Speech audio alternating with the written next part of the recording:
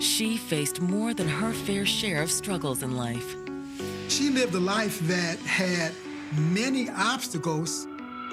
She lost a child. She also suffered from a physical disability. But she was finally picking up the pieces. She was not discouraged. She continued to work hard. She seems to be doing better. She was looking for love. The future looked bright until a breaking news story changed everything. Her child was found wandering in the street. Everyone's asking, where is Nicole? Something's not right. This is more than a missing child. This is a missing person. Did her search for love lead her down a dangerous road? They're wondering, did she meet up with the wrong guy? Why do you keep calling them? Because he's not answering. She was being secretive about it. Just thinking about doing something not sure about. Come to find out, he's given a fake phone number. The investigation will draw detectives into the darkest corners of their city. But will the truth ever see the light of day? Days turns into weeks, weeks turn into months. I searched for her everywhere. Go be a man. She gonna have some justice. Oh my God. He's pure evil. 2016, Detroit, Michigan, a city once known as the heart of America's automotive industry, is undergoing a renaissance. The city of Detroit it's Motown, right? It's the Motor City. Going back several years, we had, the auto crisis, the recession. We had this housing crisis. Around 2016, Detroit started seeing better days. Companies started moving back. There was a lot of energy. The city is really on the comeback now. Longtime Detroit resident Conrad Green has lived through all the city's ups and downs. But nothing could prepare him for what he experienced on that cold Monday morning. My wife and I were sitting, looking at television, looking at the news as we normally do. And my wife got a call. Yes, speaking. And it was the Genesis House. Genesis House was a transition house for homeless women. Conrad's granddaughter, Nicole Smith, was temporarily living there with her son, Isaiah. They're saying Nicole and Isaiah aren't at the home. What? Hold on. Just then, Conrad sees a shocking news bulletin flash across the TV screen. Simultaneously, I saw Isaiah on the television. The photo is shown of his great-grandchild, Isaiah, who's only 18 months old. He's instantly concerned. According to the newscaster, Isaiah had been found wandering the streets of Detroit's West Side all on his own. Thankfully, the young boy is now safe. Isaiah was dropped off at a fire station by a Good Samaritan. Conrad immediately springs into action.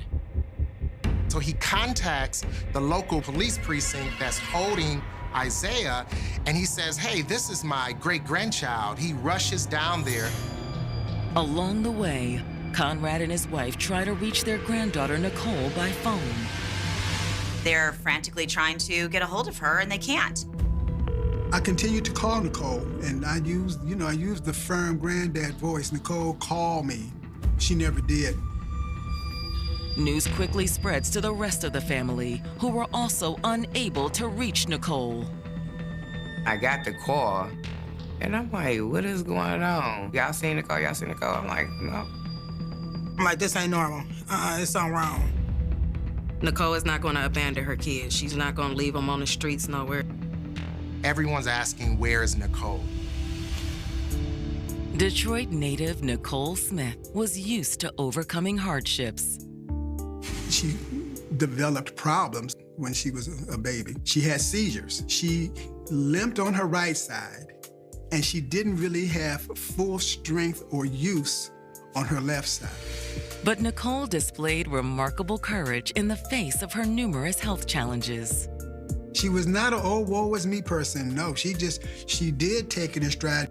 Nicole was very vibrant. She was bubbly. Nicole is a very caring, loving, family-oriented young lady. Her cousins was her friends. You know what I'm saying? She loved her music. She was funny. Nicole also loved her longtime boyfriend, Damian Carver. and the couple wanted nothing more than to start a family together. Well, Nicole was interested in being a mother. And in the fall of 2007, her dream came true. She got pregnant and had her first daughter, Kilana. Tragically, though, heartbreak was on the horizon. Kilana only lived for 5 months. She ended up dying of Cribb's death. It was a devastating moment for the young couple, but in time, they decided to try again. She ended up having a son 2 years after Kilana passed. Then the next year, she had a daughter, and then she had the youngest girl. She was a good mother. She did anything and did the world for her kids. However, when the couple's middle child began experiencing medical issues, it put further stress on their relationship. They both were having problems with fully taking care of the 3 children. Then it was just really a lot for both of them. They needed help. Family members took in the couple's children while they worked on building a stable home. Their relationship, it was being tumultuous and what have you. Nicole and Damien eventually split. And around the same time, Nicole's mother passed away. This was another hard time for Nicole. She didn't have a job or a home of her own. She was suffering mentally and physically. That meant Nicole was especially vulnerable. Although I and the rest of the family was a source of support for her, she was still having difficulties. She ended up getting pregnant and having Isaiah. And she didn't know who the father was. However, Isaiah's birth in 2015 proved to be a turning point in Nicole's life. Isaiah, his first words were mama. Isaiah was a mama's boy. Anywhere that Nicole would go, he was on her tail. They went and lived in the Genesis house, or transition house for homeless women. Genesis house was trying to help her get her own home, and she was in the process of it. She was actually supposed to move there maybe like within a month. The more strides Nicole took towards building a happier life, the more she wanted someone to share it with. Nicole was putting herself out there. She was starting to date again. She loved her man. The ones she deal with, she gonna try to go all out to do what she gotta do to make him happy. She was looking for love. But now, a breaking news report has seized her family's attention. Isaiah had been found on the street. Well, I got up right away and went to the police station. When Conrad and his wife arrive at the station, they're relieved to be reunited with their great-grandson. And Isaiah saw me and said, "Granddad, Granddad," and ran to me. And, I picked him up and held him. And so, where's your mommy? Where's your mommy? He didn't say anything. Conrad tells the police no one has been able to reach his granddaughter Nicole since learning of her disappearance. Something's not right. And I said, well, this is more than a missing child. This is a missing person. Let us know if you haven't heard from her by tomorrow morning, okay? Yes, sir. All right. Come on. As night settles over the city, Nicole's family is beginning to fear the worst. I kept calling her the whole night. Did she have a health emergency? Did someone attack her? She ain't never did that one, just disappeared, never. I knew something was wrong.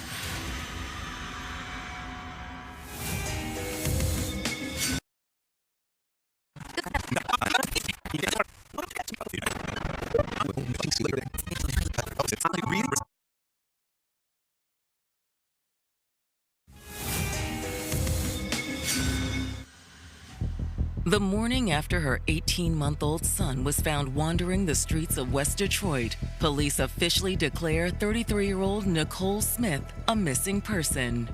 Her family had been trying to contact her nonstop for the last 24 hours.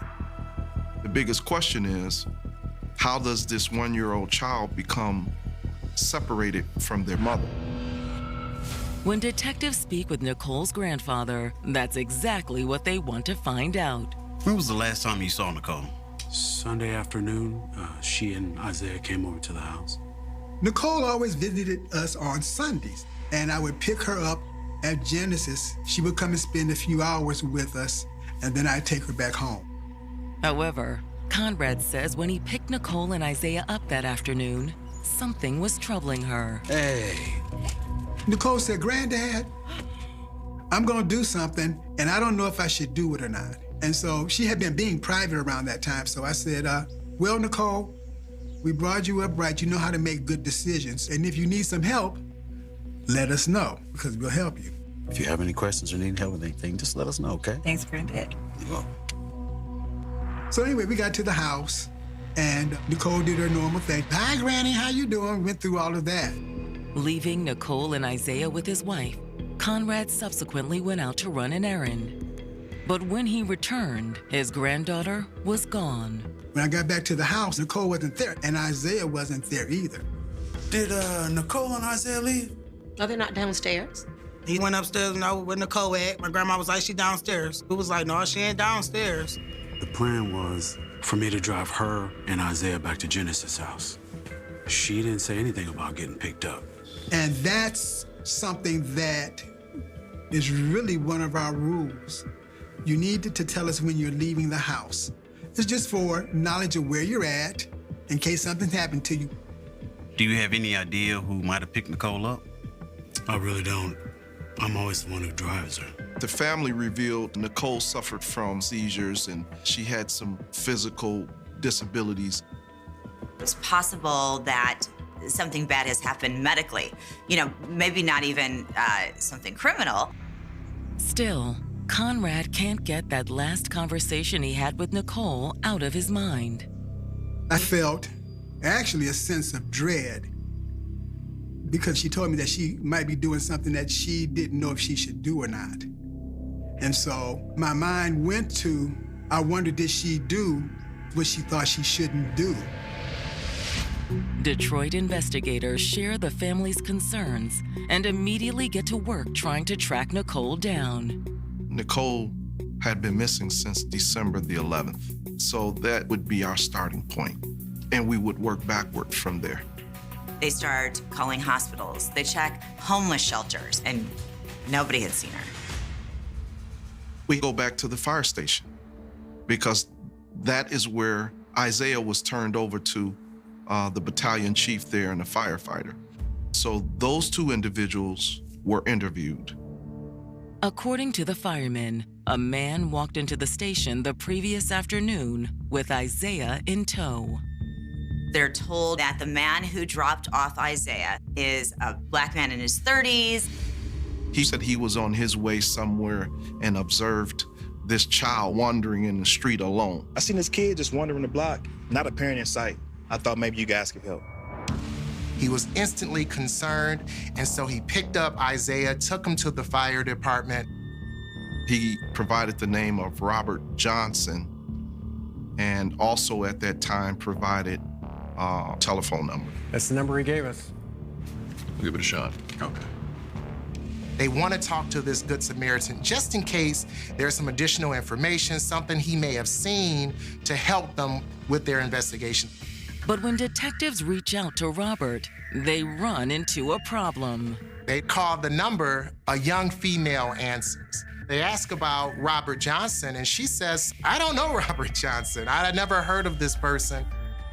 Why would a Good Samaritan leave them the wrong telephone number? In the mind of a detective, that's a clue. This Good Samaritan may not be such a Good Samaritan after all.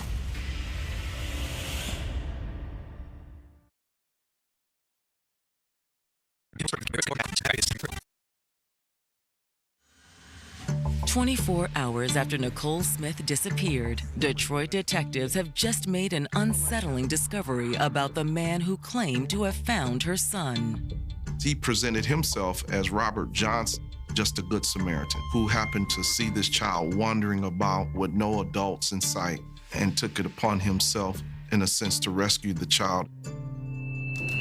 But now investigators are wondering if this Robert Johnson is really who he says he is. Come to find out, he's given a fake phone number. We begin to conduct our queries to try to identify who this individual was.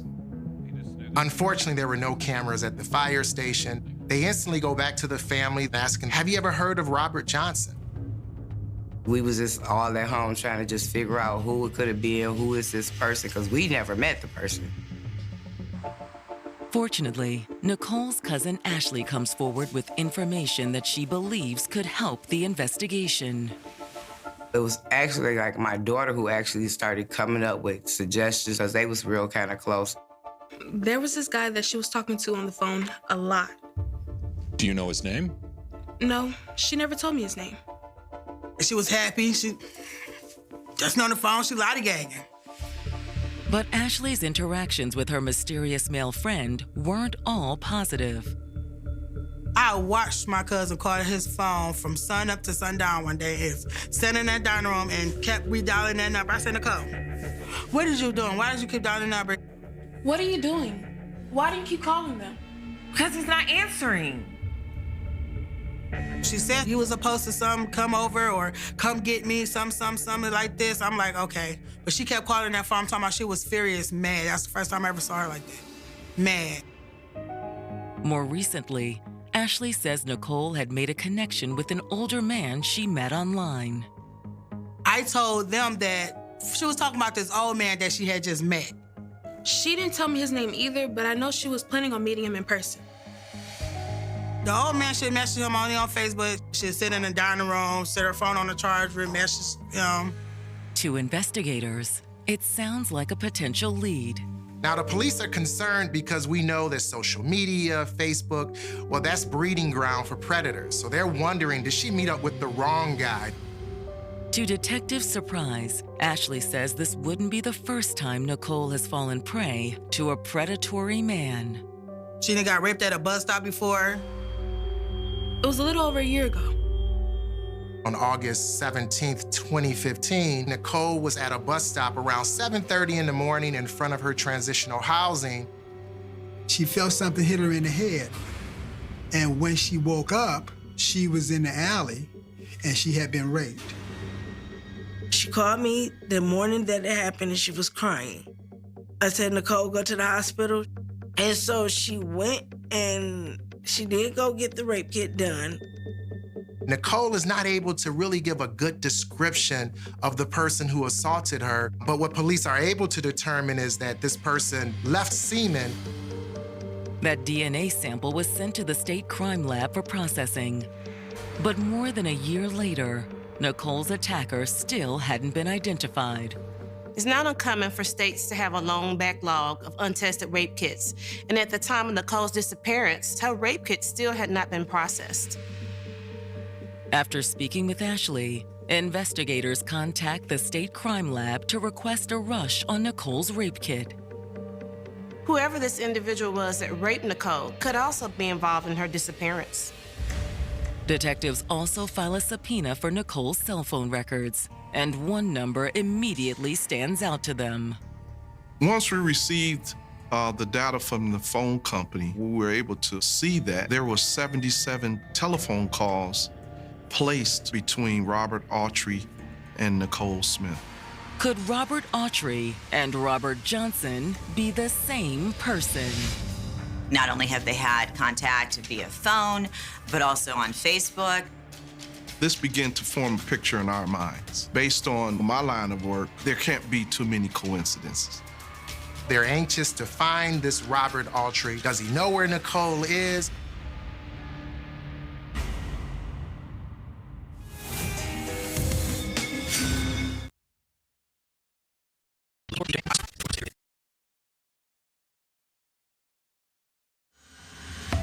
Thanks to Nicole Smith's cell phone records, Detroit police have just identified a person of interest in the 33-year-old mother's disappearance. She had been in near constant contact with this individual, this Robert Autry, in the days leading up to her disappearance. Now the question is, who is Robert Autry? They wonder if maybe this Robert Autry is Robert Johnson, the Good Samaritan who dropped off her youngest child at the fire department. Phone records show that Robert Autry last called Nicole on December 11th, one day before Isaiah was turned over to firefighters. After December the 11th, he hadn't placed any more calls to Nicole. That's not normal. Investigators uncover more troubling information when they start digging into Robert Autry's past. While he was a high school student in 2003, he actually assaulted another student. He's 16 years old, and he is accused of assaulting a mentally challenged girl. He lured her into an abandoned building and raped her. Ultimately, he's prosecuted, he does a plea deal, but because he's a juvenile, he doesn't receive any substantial sentence, but he is put on the sex offenders list. Unfortunately, though, that wasn't enough to teach Robert a lesson. But it doesn't stop there. What the police also learned is that in 2011, Robert Autry assaults another woman. This young lady is recovering from drug addiction. She's at home one night. She says that someone breaks in, comes through the window, and he proceeds to assault and rape her. Eventually, that DNA comes back as Robert Autry. It began to look like this guy is a predator. Records show that law enforcement tried to prosecute Robert again, this time as an adult.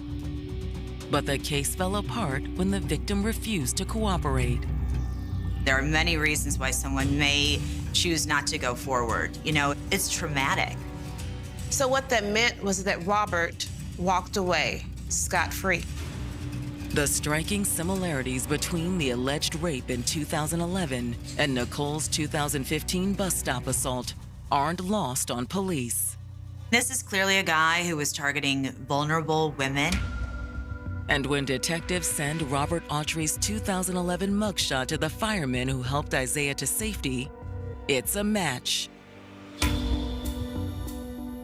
They were able to confirm, yes, this is the man who dropped off Isaiah. It's the same guy who claimed he was Robert Johnson. Now that his true identity is confirmed, detectives hope they'll have an easier time tracking down their #1 suspect. The police are looking for Robert. They're questioning people in the community. They subpoenaed his phone records, and at the same time, they continued to reach out to Nicole's circle of family and friends. When police speak to Nicole's best friend, Melanie, she says Nicole recently told her about a new man she was seeing, a man detectives now suspect is Robert Autry. She was always either talking about him or talking to him on the phone. He had a hook, line, and sinker. She just kept saying, my boyfriend, my boyfriend, my boyfriend. And I'm like, okay, I need to meet this boyfriend. And she said, you will meet him. Only Melanie says that never happened. Instead, Nicole's new man seemed to intentionally keep his distance. She had Robert come over to my house to pick her up one day. And it was kind of peculiar how he would not come to my door and he parked backwards where I couldn't see his face. It was weird. Melanie says in the days ahead, Nicole also started exhibiting strange behaviors with money. She had asked me for about $200. And I said, why? She said, well, I gotta pay my rent at the shelter. I said, you already paid it. She said, well, I was behind. I said, okay. So I gave her the $200. And then a couple days later, she called me and said, well, I need probably like $50. And she gave me another excuse. I think she was just doing what he told her to do. That wasn't like Nicole, because Nicole always paid her rent and she always paid her bills. Nicole received Social Security benefits, so she received money every month. She received a bridge card. This was a government assistance card that Nicole used to buy food. Well, thank you for coming in. Detectives decide to follow the financial breadcrumbs by filing a subpoena for Nicole's financial records. All of her financial, dealings had stopped when she disappeared, except authorities find that her bridge card is still in use. Someone is taking Nicole's bridge card and using it at gas stations and other convenience stores within the area. They know it was used at a supermarket and a liquor store. They're able to pull surveillance from those stores. I started watching the video. Wait. Stop there. Freeze that frame. And there he is. It's Robert Autry.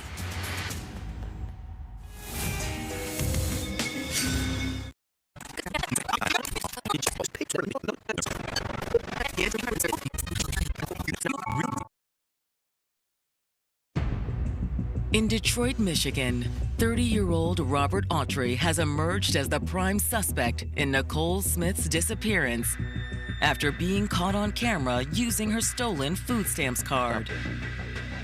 We find Robert Autry taking Nicole's bridge card and using it at gas stations and other convenience stores within the area. With a bolo out on Robert, detectives circulate his photo among Nicole's family members. And Nicole's cousin Ashley immediately recognizes him. Like one day I went to the store with her. She wanted to walk by herself. I said, no, I'm gonna go with you. And that was the first time I ever saw the man. Hey, how you doing? I'm her cousin, you know. Hey. Hey, what's up? How are you? I'm great. Hey, so did you get that message I sent you? Yeah, I got it. At the time, Ashley didn't realize this was the same man her cousin had been talking to on the phone for weeks. She got me some money or whatever, then he gave her a hug, and then he walked back. What did you just give him? $200. Are you serious? It's not that serious. He said That's he your needed it. money. I don't want to talk about it. Just let it go. I just felt like it wasn't right. I don't feel like he liked her. I felt like he was using her. It became apparent that he was targeting her, so to speak. And when investigators get their hands on Robert's phone records, they uncover another bombshell. Nicole wasn't the only woman in Robert's life. His current girlfriend was living in that same transitional home that Nicole Smith was currently living at. He was essentially siphoning what Nicole was given to care for herself and her son, for his girlfriend, and for their children. The investigators now have enough evidence to secure an arrest warrant for Robert, but they still have to find him. Days go by without any leads on Robert's whereabouts. Until December 19th, when Nicole has been missing a full week. They get a call from an anonymous person who tells them that Robert Autry is staying at an apartment building in the area. As he's leaving, they take him into custody, and lo and behold, what does he have in his pocket? Nicole's bridge card. Robert Autry was brought to Detroit Police Headquarters. There, myself and Officer James McDonald conducted an interrogation of Mr. Autry. Robert, I'm not going to beat around the bush with you here. We're concerned about Nicole's well-being, and her phone records indicate that you two did talk. So what? Robert Autry denies having any kind of real relationship with Nicole other than a friendship. So you two weren't in a romantic relationship? Mr. Autry claims that he did not see Nicole on December the 11th. But as investigators lay out the evidence, Robert starts to sweat. He knew it didn't look good if he was the last one to see her. We have two witnesses who can positively ID you as the man who dropped off Isaiah at the fire department. When confronted with the truth, Mr. Autry had to change his story. Oh, okay. Yeah, I did see her that day. He admits that she had called him for a ride. He says to police that, look, he went to pick up Nicole from her grandfather's house to take her back to her transitional housing, that when he gets there, he drops her off. It's a story the investigators are easily able to poke holes in. So if you dropped off Nicole, why did you take her son to the fire department? And what's with the fake name? Why does it matter? To say the least, this interview conducted with Robert Autry was filled with lies, inconsistencies, information that he could not explain. When confronted, he would just provide an answer that frankly didn't make sense. What were you doing with Nicole's bridge card? I was borrowing. He said that she gave him the bridge card and that he had permission to use it, and he used it with her consent. Robert, where's Nicole? Her family deserves to know the truth. I didn't do nothing to her. He's adamant that he had nothing to do with it. He dropped her off and he went about his business. But detectives are convinced that isn't true. Plainly put, Mr. Autry was lying. They are convinced Robert Autry knows something about Nicole's disappearance. Unfortunately, though, they can't prove it. This is such a difficult spot for investigators to be in. Everything's circumstantial. When you don't have a body, when you don't have a person, it's very difficult to convict. It's very difficult to bring charges. And so they need more evidence. Without any proof connecting Robert to Nicole's disappearance, police are forced to release him. When the news reaches Nicole's family, they're stunned. I understood if you don't have enough evidence, but that was a hard situation. I was mad, you know. Where's Nicole? That, for me, was the goal. But the more time that passes, the harder it is to believe Nicole will ever be found. I used to get off work and go searching for her on my own, going through railroad tracks, going under bridges, going to abandoned houses. We were looking everywhere. We were just trying to figure out, where was she at? Days go by. Days turns into weeks. Weeks turn into months. Finally, in December of 2018, when Nicole has been missing a full 2 years, there's a new development that reignites the investigation. Police get a big break in Nicole's case. Mr. Autry had found himself arrested on an unrelated matter. Robert Autry tells prosecutors, "Give me a plea deal and I will give you new information about Nicole." He says, "I can tell you where her body is."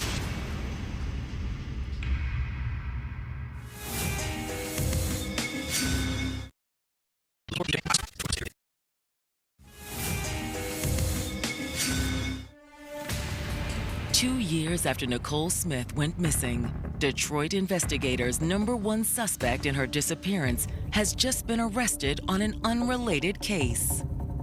It's December 2018, and Robert Autry is arrested on another assaultive case. He is once again accused of rape, and he's facing a life sentence.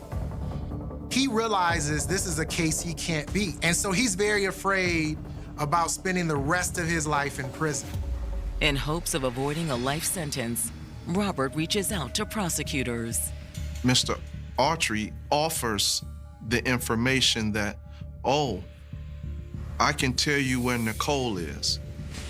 Nicole's poor family has been waiting for answers for 2 years, and now Robert Autry, when faced with a life sentence, tells prosecutors, "Give me a plea deal, give me a lighter sentence, and I will give you new information about Nicole."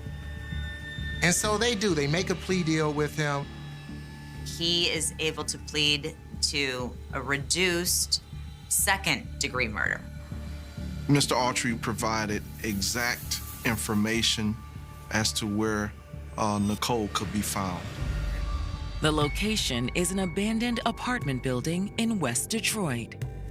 Members of the Detroit Police Department responded to the area in which he had indicated. They go inside and head to the basement. They find under a bunch of garbage a big black bag. We made the unfortunate discovery, the remains of Nicole Smith. Oh my God. Obviously, at this point, the body is very badly decomposed. It's a difficult scene to stomach, even for seasoned law enforcement officers. To find her dead just sickened me. The state of disrepair and just the garbage everywhere, the dampness, the gloom of just this building. How dare you? The medical examiners ruled Nicole's cause of death to be strangulation. To add insult to injury, Nicole's body was just a few blocks away from her family all this time. She's right, like 8 blocks from my house. I done passed this building, and she's right here at the building I done passed every day. That's crazy. 8 blocks. I was crying, like my cousin gone. I remember Granddaddy Greenlee calling me. He said they found Nicole's body. I remember screaming. Apart from Nicole's location, Robert refuses to give up any more details of the crime. But even without a full confession, investigators are able to form a theory of how Nicole died. Robert Autry obviously is someone who's addicted to power, control. He's looking for people that he can assault who are vulnerable. He's purposely targeting those with mental and physical disabilities. Robert Autry was taking money from Nicole. He used her. The authorities suspect that Nicole had begun to catch on to Robert's scheme. You don't want to even answer her calls, and so after so long, a woman gonna get fed up, and she gonna cut you off.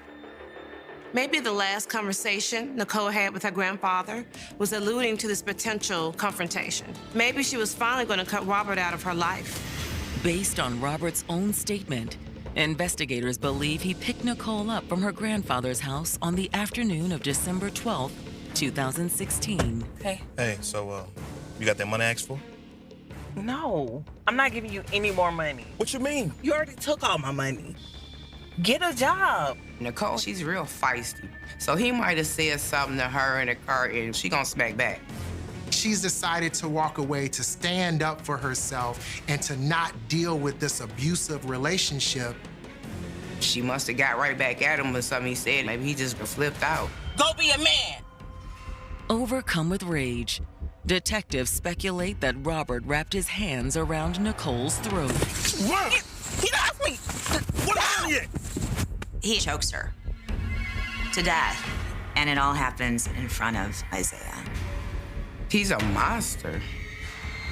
How could you take somebody's life in front of their child? Once Nicole was dead, Robert realized he had to get rid of her body. Now he has to cover his tracks. And so he takes Isaiah to the fire department. He takes her remains, he puts it into the basement of this apartment building. To find her in this grave, in this tomb of a building, this is something that undoubtedly will remain with me for the rest of my life. But before Robert is sentenced for his crimes, a new piece of evidence emerges that casts his actions in an even more despicable light. A year before Nicole was murdered, she had been raped by an unknown assailant. That rape kit was eventually processed by the Michigan State Lab. There was his semen in that rape kit. I don't believe Nicole knew that Robert was the one who raped her. He raped her before, and you still sought her out. The fact that this man victimized her twice is so disgusting. He's pure evil. On January 15th, 2019, Robert is sentenced to 15 to 30 years in prison as part of his plea deal. He deserved what he got. He deserved more than what he got. I just felt like, no, that's not enough. That's not enough time. The way you tortured her, I feel like you should go through the same torture. Robert is never charged in connection with Nicole's 2015 sexual assault. That was very, very, very sickening to me. That they was only giving him charged with her murder, not the rape, because they couldn't detect it until after she was missing. To honor Nicole, that same month, her friends and family hold a vigil at the abandoned building where her body was found. We got the vigil together because we wanted her soul to rest, and a lot of people turned out, and it felt good. It felt so good. I was happy and I was sad at the same time. I was happy that we was able to close that chapter. I was sad because that was my best friend. We couldn't let that building stay there. The prairie had a way of swallowing sound. On a calm summer evening, the endless fields surrounding Grande Prairie seemed almost peaceful, stretching toward the horizon beneath a fading June sky that refused to surrender completely to darkness. The wind drifted lazily through tall grass, bending it in slow waves that looked almost like the surface of a quiet sea. A horse shifted its weight beside a weathered fence. Somewhere in the distance, a lonely meadowlark called before silence reclaimed the land once again. It was the kind of silence settlers learned to live with. The kind that settled deep inside your bones after months of isolation. The kind that could make a person believe nothing terrible could ever happen in a place so open, so beautiful, so impossibly far away from the rest of the world. But silence has another face. Sometimes it hides footsteps. Sometimes it buries screams before anyone is close enough to hear them. In the summer of 1918, that silence became the only witness to one of the oldest unsolved murder mysteries in Canadian history. Long before police officers arrived with notebooks in trembling hands, before newspapers struggled to make sense of the scattered reports arriving from Alberta's northern frontier, before suspicion poisoned friendships between neighbors who had once depended on each other to survive. Someone walked across these fields with a purpose. Whether they carried a rifle, a heavy farming tool, or another deadly weapon has never been fully established. Whether they acted alone or with help has remained a mystery for more than a century. What is known is painfully simple. 6 men were dead. They did not die together. They were not found together. Yet every death seemed to whisper the same terrifying possibility. Someone was hunting them. Today, if you drive through Grande Prairie, you will find a growing Canadian city filled with traffic lights, shopping centers, neighborhoods, and schools. It is difficult to imagine that just over 100 years ago this landscape looked entirely different. There were no paved highways stretching across the province.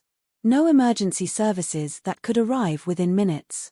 No forensic laboratories waiting to examine fingerprints, DNA, or microscopic evidence. Between isolated homesteads lay miles upon miles of wilderness, muddy trails, dense patches of forest, and open prairie where a single traveler could disappear into the horizon without leaving another human being in sight for hours. Life demanded resilience. Every sunrise brought another list of chores that could not wait. Livestock needed feeding. Crops demanded attention. Cabins required constant repair against the unforgiving Canadian climate. Every family understood that survival depended as much upon their neighbors as it did upon their own strength. When storms destroyed a barn, neighbors rebuilt it together. When sickness struck one household, another shared food. Loneliness was common, but trust was essential. Then the killings began. At first, nothing seemed extraordinary enough to suggest that history was quietly changing. One man was found dead. There were questions, certainly, but frontier life was dangerous. Accidents happened. Arguments sometimes turned violent. Firearms were common tools. Heavy equipment surrounded every farm. Death, although tragic, was not unfamiliar to people carving lives from untamed land. Authorities initially believed they understood what had happened. Then another body appeared. And another. Then another. Each discovery peeled away the comforting explanation that investigators desperately wanted to believe. What first appeared isolated slowly transformed into something infinitely more disturbing. The distances separating the crime scenes should have made coincidence impossible, yet somehow every road led investigators back toward the same uneasy conclusion. These deaths belonged to the same story. The realization spread through the farming community faster than any official announcement ever could. People stopped leaving doors unlocked. Families who had slept peacefully beneath the endless northern sky suddenly found themselves checking windows before bed. Men who once traveled alone to neighboring settlements began carrying firearms not merely for wildlife, but for something far less predictable. Another person. Fear changes communities in subtle ways before it changes them dramatically. Conversations become shorter. Eyes linger longer on strangers passing through. Simple acts of kindness become measured against invisible questions. Where have you been? Who saw you yesterday? Can anyone prove where you were? Every unfamiliar wagon raising dust along a country road attracted attention. Every delayed arrival planted seeds of anxiety. Every barking dog after sunset seemed to carry hidden meaning. The prairie remained beautiful. The prairie also became terrifying.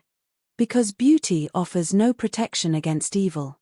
Somewhere beyond those rolling fields stood lonely cabins occupied by men who believed tomorrow would resemble yesterday. They had plans for the coming harvest. Some intended to purchase land. Others hoped to expand their farms, buy livestock, or slowly build better lives than the ones they had left behind in Europe. Most were immigrants chasing promises whispered across oceans, believing Canada offered opportunity to anyone willing to work hard enough. Instead, death found them before prosperity could. The identities of the victims differed. Their backgrounds differed. Their daily routines differed. Yet fate gathered them beneath the same unanswered question that echoes into the present day. Who wanted them dead? That question has survived longer than almost anyone connected to the case. Entire generations have been born and buried since investigators first walked through blood-stained farmyards searching for clues that refused to reveal themselves. Detectives retired. Witnesses died. Suspects vanished into history.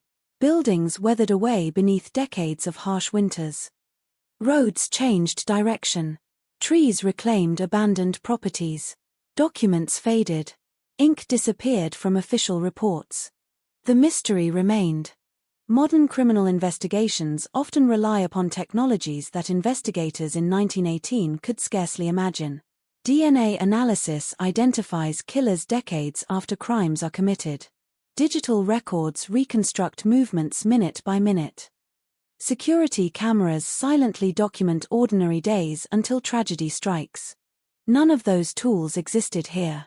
Every answer depended upon human memory. Every conclusion depended upon observation. Every mistake became permanent. By the time law enforcement recognized the true scale of what they faced, valuable evidence had already disappeared beneath wagon wheels, curious neighbors, changing weather, and the relentless passage of time. Footprints softened under rain. Objects were moved before investigators realized their importance. Potential witnesses continued living their ordinary lives, unaware that small details locked inside their memories might one day become the difference between justice and uncertainty. Some memories would never be recorded. Others would become distorted through rumor. Rumor thrives where certainty dies. In isolated communities, stories travel quickly, growing sharper or stranger with every retelling. Someone claimed to have seen an unfamiliar traveler. Someone else remembered overhearing an argument weeks before the killings. Another insisted the victims had been carrying significant amounts of cash. Every new detail sounded convincing until it collided with another equally convincing account. Truth became difficult to separate from fear. Fear became difficult to separate from imagination. Yet beneath all the speculation rested one undeniable fact. Real people had lost their lives. Real families waited for explanations that never came. Real graves filled the prairie while unanswered questions accumulated above them. The passage of time often softens tragedy, allowing history to become little more than dates inside dusty archives. But certain cases resist that transformation. They continue haunting communities because they deny the ending people desperately seek. They refuse to deliver certainty. They refuse to identify villains beyond doubt. They leave behind empty spaces where conclusions should exist. The Grande Prairie murders became one of those cases. Not because they involved the highest number of victims. Not because investigators uncovered shocking conspiracies. But because the silence surrounding them never truly ended. Even today, more than a century later, historians continue examining fragile documents, comparing forgotten testimonies, and revisiting abandoned theories. Amateur researchers trace old property lines. Descendants search family records hoping overlooked letters might contain forgotten clues. Every few years the mystery resurfaces, inviting another generation to ask whether the truth has been hiding in plain sight all along. Perhaps the answer disappeared with the killer. Perhaps it vanished inside a witness's unspoken fear. Or perhaps it was buried beneath the prairie itself, where wind, grass, and time have worked together for more than 100 years to erase every visible trace of what happened. But history has an unusual habit. Even when evidence fades, even when names are forgotten, even when justice never arrives, some stories refuse to stay buried. This is one of them. In the summer of 1918, Grande Prairie was not the thriving city that exists today. It was little more than a scattering of determined settlements carved into the northern wilderness of Alberta, a place where hope often arrived long before comfort did. To reach the region required days of exhausting travel across rough wagon trails that turned into rivers of mud whenever the weather changed. Supplies arrived slowly, letters even slower, and news from the outside world often felt as though it belonged to another lifetime by the time it reached the frontier. The people who lived here accepted those hardships because they believed they were building something that would outlast them. Every fence post driven into the ground, every cabin raised from freshly cut timber, every acre of land cleared by hand represented a promise that tomorrow would be better than yesterday. The landscape itself seemed endless. Thick forests bordered open prairie, broken only by narrow rivers that wound silently through the countryside. During the day, sunlight stretched across fields of wild grass until the earth appeared to merge with the sky.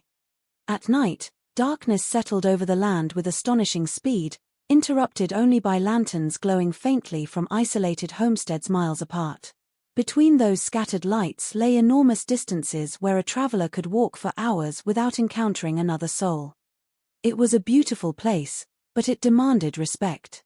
Nature provided opportunity, yet it offered no mercy to those who underestimated it.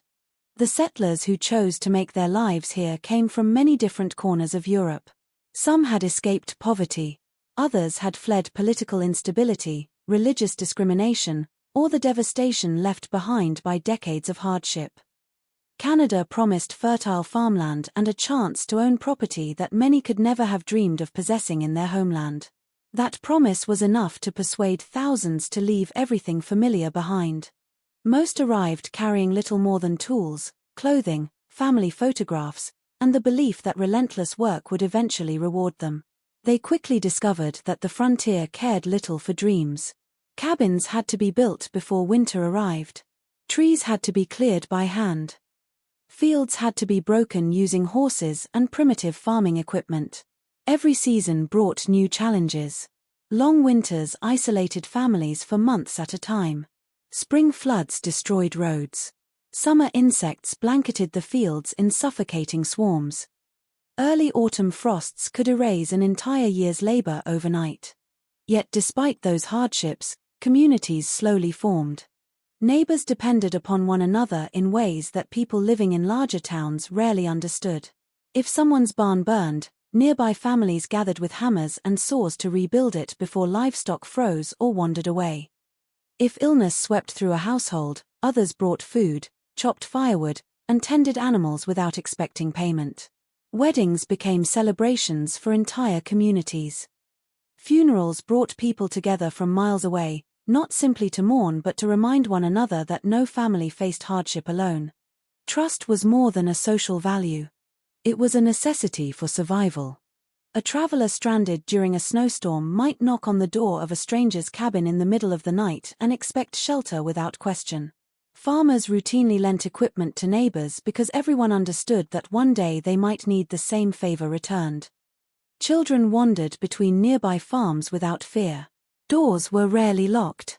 There seemed little reason to suspect danger when everyone struggled against the same unforgiving environment. The nearest law enforcement officers often covered enormous territories. A single officer might be responsible for hundreds of square miles, making immediate responses impossible. Most disagreements never reached official authorities. Land disputes, livestock wandering across property lines, unpaid debts, and personal disagreements were usually settled through conversation or with the help of respected members of the community. Violence certainly existed, as it does everywhere, but murder remained almost unimaginable in such a close-knit settlement. That perception would not survive the summer. The world beyond Grande Prairie, however, was already changing in ways few settlers could fully appreciate. Across the Atlantic Ocean, the First World War was entering its final and bloodiest chapters. Newspapers carried stories of distant battlefields where thousands of young men disappeared into trenches carved through Europe. Canadian families anxiously waited for letters that sometimes never arrived. Every community knew someone who had enlisted. Every church offered prayers for sons, brothers, and fathers serving overseas. Even in northern Alberta, the war cast a long shadow. Prices fluctuated unexpectedly as supplies became more difficult to obtain. Labor shortages affected farms because many young men had left for military service. Conversations in general stores often shifted from crop yields to casualty reports printed in newspapers weeks after the events themselves. While the fighting seemed unimaginably distant, its consequences reached even the remote frontier. Then another invisible enemy emerged. During 1918, whispers of a deadly influenza spread across continents with astonishing speed. At first, few people understood what was coming. Illness was a familiar part of frontier life. Harsh winters regularly brought outbreaks of disease, and settlers were accustomed to caring for sick family members with limited medical assistance. But this new influenza moved differently. Entire households became bedridden within days. Strong, healthy adults sometimes deteriorated with terrifying speed. Although the full impact of the Spanish flu had not yet reached every isolated settlement during the earliest stages of the murders, uncertainty already lingered in the air. Communities accustomed to sharing meals and gathering for church services slowly became more cautious. News traveled alongside fear, and fear has a remarkable ability to magnify every rumor it encounters. Against this uncertain backdrop, daily life continued. Before dawn each morning, smoke rose from stovepipes as families prepared simple breakfasts. Horses stamped impatiently in their stalls waiting to be harnessed. Men sharpened axes, repaired fences, inspected crops, and calculated whether enough rain had fallen to ensure a successful harvest. Women managed households that demanded constant labor from sunrise until well after sunset. Children contributed whenever they were old enough to carry water, gather eggs, milk cows, or stack firewood. No task could be ignored. A broken fence might allow livestock to escape. A leaking roof could ruin precious supplies. A delayed planting might mean surviving the next winter with dangerously little food. The rhythm of frontier life left little room for idleness. Among these hard-working settlers were the men who would later become victims of one of Alberta's greatest unsolved mysteries. They were not wealthy businessmen or influential political figures. They were ordinary working men whose ambitions rarely extended beyond owning productive land, paying their debts, and securing a stable future. Their lives reflected the thousands of immigrants who transformed Western Canada during the early 20th century.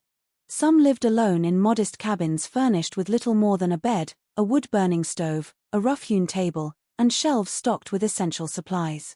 Others shared responsibilities with friends or relatives while saving enough money to establish farms of their own. Isolation was part of everyday existence. Days could pass without meaningful conversation except during occasional trips into nearby settlements for supplies, mail, or church gatherings. Yet loneliness did not necessarily lead to despair.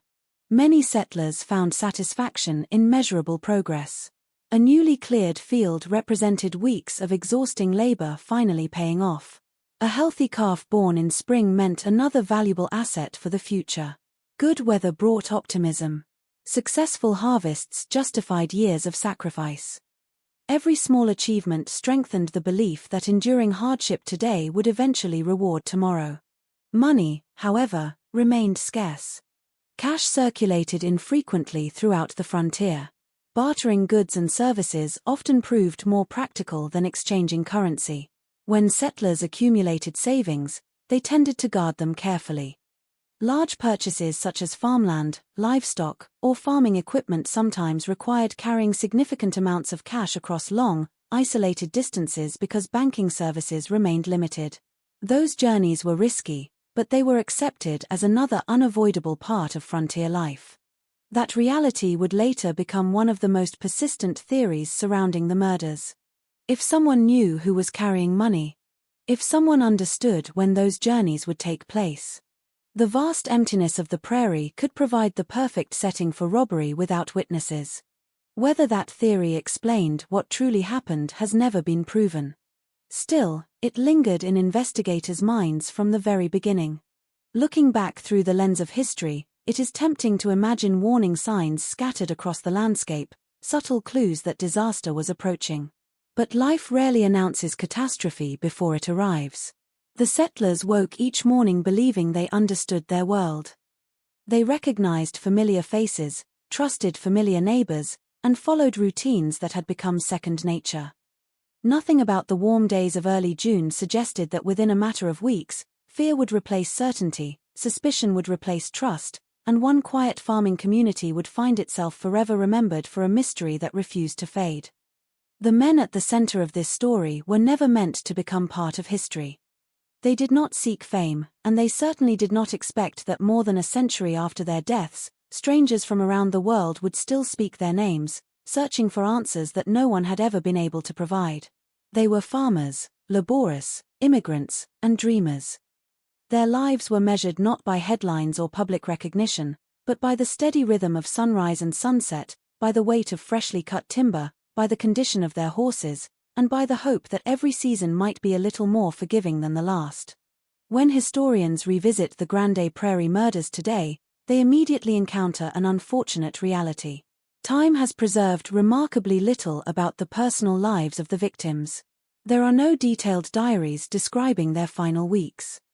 No surviving interviews reveal their fears or ambitions in their own words.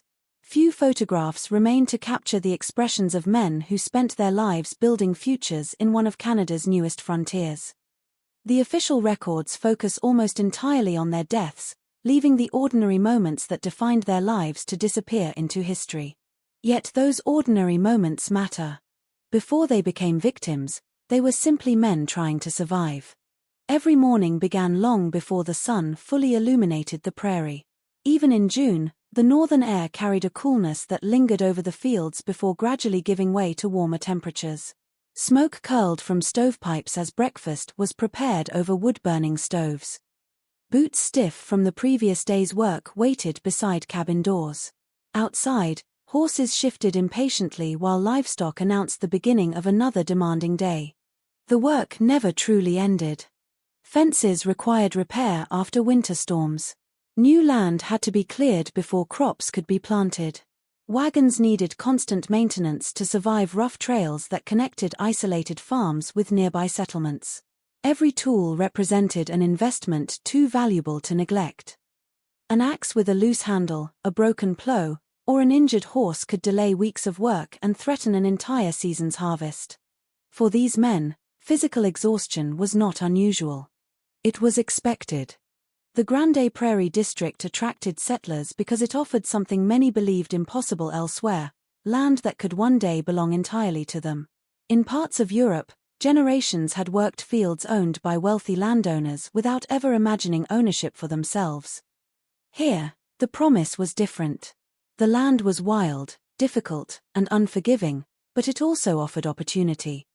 If a man possessed enough determination to clear forests, cultivate fields, and endure years of hardship, he might eventually establish a prosperous farm capable of supporting future generations. That dream brought people from different countries together. Although they spoke different languages and carried different traditions, the settlers shared remarkably similar ambitions. They wanted security. They wanted stability. Above all, they wanted permanence after lives often marked by uncertainty. Among the men later connected to the murders was Joseph Snyder, whose death would become the first chapter of an unfolding mystery. Historical records reveal surprisingly little about him beyond the practical details preserved by investigators. Like many of his neighbors, he earned his living through hard physical labor. He lived in an environment where independence was both a strength and a necessity. Every decision, from when to plant crops to when to travel for supplies, depended largely upon his own judgment. At first, no one imagined that his death represented anything larger than a personal tragedy. Authorities initially considered explanations that appeared reasonable within the context of frontier life. Accidents were common. Violent disagreements occasionally occurred between isolated settlers. The possibility of murder followed by suicide even entered early discussions. Such conclusions, while tragic, seemed easier to accept than the alternative. But history would soon challenge those assumptions. Not far away, other men continued following routines that had become second nature. Ignace Patton lived much like countless other settlers scattered across the district. His days revolved around work rather than leisure. Every successful harvest depended upon hundreds of small decisions made correctly over many months. Weather dictated schedules. Equipment failures demanded immediate attention. There were few opportunities for rest, and even fewer chances to escape the responsibilities waiting outside every cabin door. Charles Zimmer shared that same reality. Like so many immigrants establishing themselves on the frontier, his future depended upon persistence rather than luck. Every improvement to his property represented hours of labor that could never be recovered if abandoned. Each fence constructed, each tree removed, each cultivated acre slowly transformed wilderness into farmland. John Woowan's life reflected similar patterns. The frontier often created a quiet equality among settlers. Regardless of the countries they had left behind, everyone faced the same relentless demands imposed by nature. Wealth mattered less than endurance. Reputation developed through reliability rather than social status. A trustworthy neighbor earned respect because others knew they could depend upon him during difficult times. Frank Parzykowski also belonged to that world. Historical accounts suggest that several victims may have been carrying considerable sums of money intended for purchasing livestock or additional land. Whether every report proved accurate remains uncertain, but the possibility reflected the economic realities of frontier settlement. Major transactions frequently required cash. Banks were limited. Long journeys carrying savings accumulated over years of labor were sometimes unavoidable. If those reports were true, each journey represented both opportunity and danger. The victims likely understood the risks posed by isolation. Wolves, harsh weather, and mechanical failures could all threaten travelers moving across northern Alberta. Yet there was another danger few fully considered. Human greed. Money possesses a peculiar ability to transform ordinary knowledge into deadly opportunity. In close communities, information traveled naturally through conversation. Someone planning to purchase cattle might casually mention the trip while speaking with neighbors. Another might discuss selling property during a visit to the local store. Few people regarded such conversations as dangerous because trust formed the foundation of frontier society. Unfortunately, trust can become a weapon in the hands of the wrong person.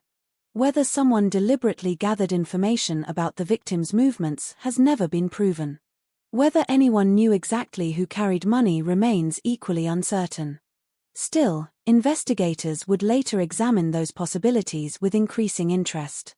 Despite the demanding nature of frontier life, the settlements surrounding Grande Prairie were not places without joy. Community gatherings provided rare opportunities to escape isolation. Church services offered both spiritual comfort and social connection. Seasonal celebrations brought neighbors together to exchange stories, share meals, and strengthen friendships that helped sustain everyone through difficult months. Children played between wagons while adults discussed weather forecasts, crop conditions, and news arriving from distant cities. Laughter echoed across open fields during picnics and harvest celebrations. Music occasionally drifted from small community halls where dances reminded immigrants of homes they had left behind years earlier. These moments mattered because they reminded settlers that they belonged to something larger than individual farms scattered across the wilderness. When tragedy eventually struck, it shattered more than individual families. It damaged an entire community's sense of security. One unsettling aspect of the Grande Prairie murders lies in how ordinary the victims appeared. None seemed connected to organized crime. None were known as dangerous men. None possessed extraordinary wealth that might immediately explain becoming targets of elaborate violence. Their lives reflected countless other settlers living across Western Canada during the same era. That ordinary nature made the crimes even more frightening. If these men could be killed, who might be next? Questions like that spread rapidly through isolated communities where everyone recognized one another. Every farmer inevitably imagined himself following the same roads, performing the same daily tasks, carrying the same responsibilities. The distance separating one victim from another no longer felt reassuring. Instead, it emphasized how vulnerable everyone truly was. The prairie offered little protection. A man working alone in a distant field might remain unseen for hours. A traveler disappearing along an isolated trail might not be missed until nightfall. A cabin standing miles away from its nearest neighbor could become the scene of unimaginable violence before anyone realized help was needed. Such realities had always existed. The murders simply forced everyone to acknowledge them. Perhaps the cruelest consequence of the case is that the victims gradually became defined by the mystery surrounding their deaths rather than the lives they had worked so hard to build. Their names appeared in investigative files, newspaper reports, and court proceedings, yet the countless ordinary days that shaped their identities largely vanished from the historical record. They became evidence. They became statistics. They became unanswered questions. But long before investigators photographed crime scenes or questioned suspicious witnesses, these men laughed with neighbors, worried about harvests, repaired broken tools, planned future purchases, and believed they had time to fulfill the promises that had brought them to Canada. They could not have imagined that their final legacy would become one of Alberta's oldest unsolved murder mysteries. Nor could they have known that somewhere beyond the familiar roads they traveled, beyond the quiet farms they called home, and beyond the trust they placed in the people around them, death was already moving silently across the prairie. Waiting for the moment when history would remember their names not for how they lived, but for the unanswered question their deaths would leave behind. The first death did not arrive with the weight of a legend. It arrived quietly, almost unnoticed beyond the small circle of people who knew the man whose life had suddenly come to an end. In the summer of 1918, death itself was not an unfamiliar visitor on the Canadian frontier. Men were injured by horses, crushed beneath wagons, lost to illness, or claimed by the unforgiving wilderness. When someone failed to return home on time, neighbors usually imagined practical explanations before considering sinister ones. A broken wheel. A flooded creek. An unexpected overnight stay at another homestead. Murder was rarely the first conclusion. That was exactly why the killer, if there truly was only one, managed to remain invisible for so long. The death of Joseph Snyder initially appeared to belong to a tragedy that investigators believed they could explain. Frontier life often forced authorities to make decisions with limited information. The nearest officer might travel for hours before reaching a scene. By then, curious neighbors had already gathered. Friends searched for clues on their own. Livestock wandered freely through yards. Rain softened footprints, and wagons rolled across ground that might otherwise have preserved valuable evidence. The first impressions formed quickly. Too quickly. There were enough details to suggest violence had occurred, yet not enough to immediately convince investigators that something larger was unfolding. Early speculation leaned toward explanations involving a personal confrontation, perhaps one that had ended with the attacker taking his own life. In isolated settlements, such theories appeared believable. Personal disputes sometimes escalated without witnesses. The harsh realities of frontier life placed extraordinary pressure on people living far from family, medical care, and established communities. No one wanted to believe something far more frightening was possible. The news spread slowly from farm to farm. There were no instant headlines. No radio bulletins interrupted the evening. Instead, information traveled the old-fashioned way. A rider stopped beside another homestead. A conversation took place outside a general store. Someone arriving from town carried unsettling news. Joseph Snyder was dead. People lowered their voices. Some shook their heads in disbelief. Others quietly resumed their work, convinced the authorities would eventually explain what had happened. Life continued because it had to. Fields still required attention. Animals still needed feeding. Summer waited for no one. For a brief moment, the community tried to convince itself that the tragedy was isolated. Then another man died. The second discovery immediately challenged the comforting explanations that had surrounded the first. Investigators could no longer ignore the growing similarities. Another hardworking settler had lost his life under circumstances that refused to fit neatly into ordinary frontier accidents. The distance separating the incidents should have reduced suspicion, yet instead it intensified it. Experienced officers understood that coincidence becomes increasingly difficult to defend when unusual events occur repeatedly within the same region. Conversations began to change. People who had previously spoken about weather and harvests now discussed something entirely different. They asked whether anyone had seen unfamiliar travelers. They wondered who had been moving between settlements. They quietly compared dates and locations. No one openly accused neighbors. Not yet. But uncertainty had begun replacing confidence. Within days, another devastating discovery pushed the community beyond denial. This time there was no comforting explanation left to embrace. The realization spread with astonishing speed. These deaths were connected. Somewhere across the vast landscape surrounding Grande Prairie, someone, or perhaps more than one person, was leaving behind a trail of violence that no one could explain. The prairie itself seemed unchanged. Morning sunlight still washed across endless fields. Birds still crossed the sky above quiet farmhouses. Horses grazed peacefully behind wooden fences. Nature carried on with complete indifference while fear slowly rooted itself among the settlers below.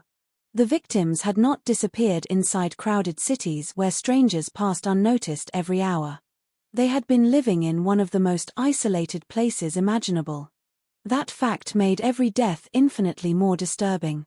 If violence could find them here, where was anyone truly safe?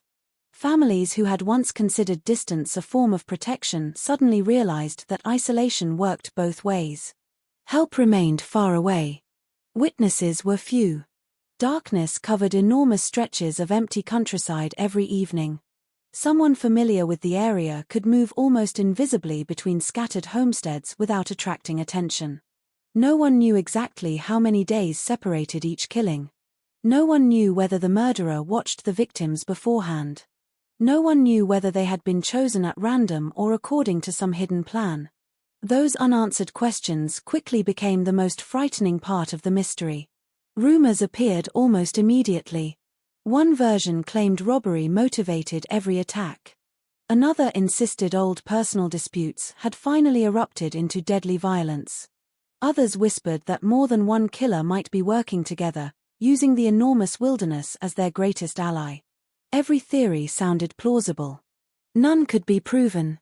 Meanwhile, ordinary routines quietly began changing throughout the district. Men who previously traveled alone started paying closer attention to unfamiliar figures encountered along isolated roads. Some delayed unnecessary journeys until they could travel with companions. Others checked their firearms before leaving home, not because they expected confrontation, but because uncertainty demanded caution.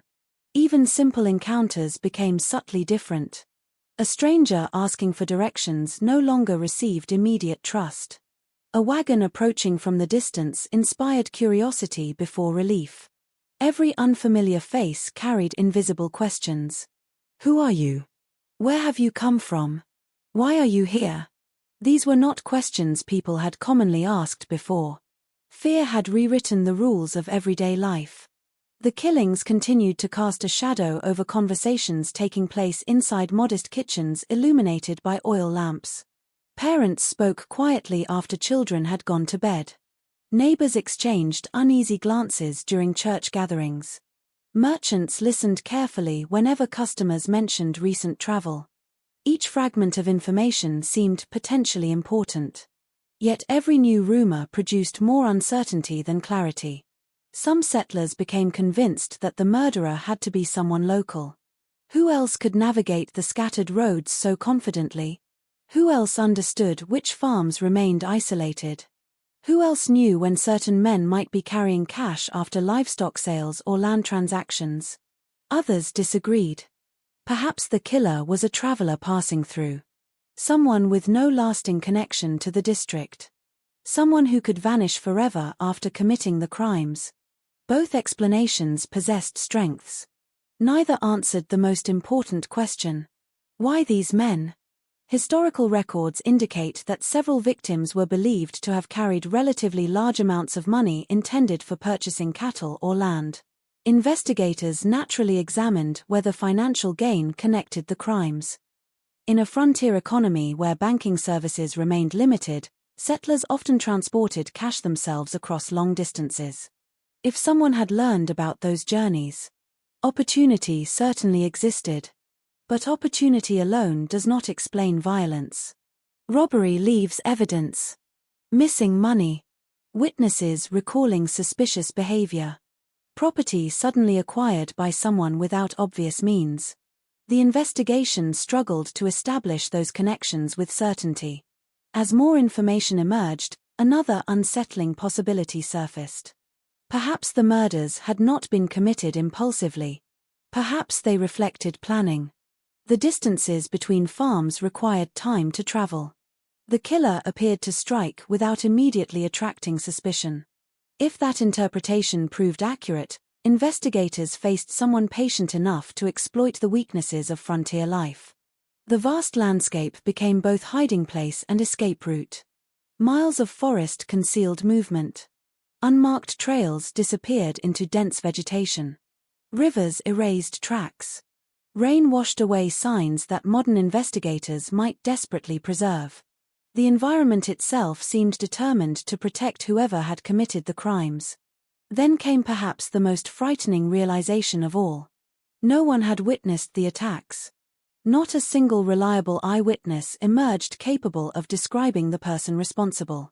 No dramatic chase followed the killings. No desperate survivor pointed toward an attacker disappearing into the trees. Instead, every crime scene greeted investigators with the same devastating silence. The victims could no longer speak.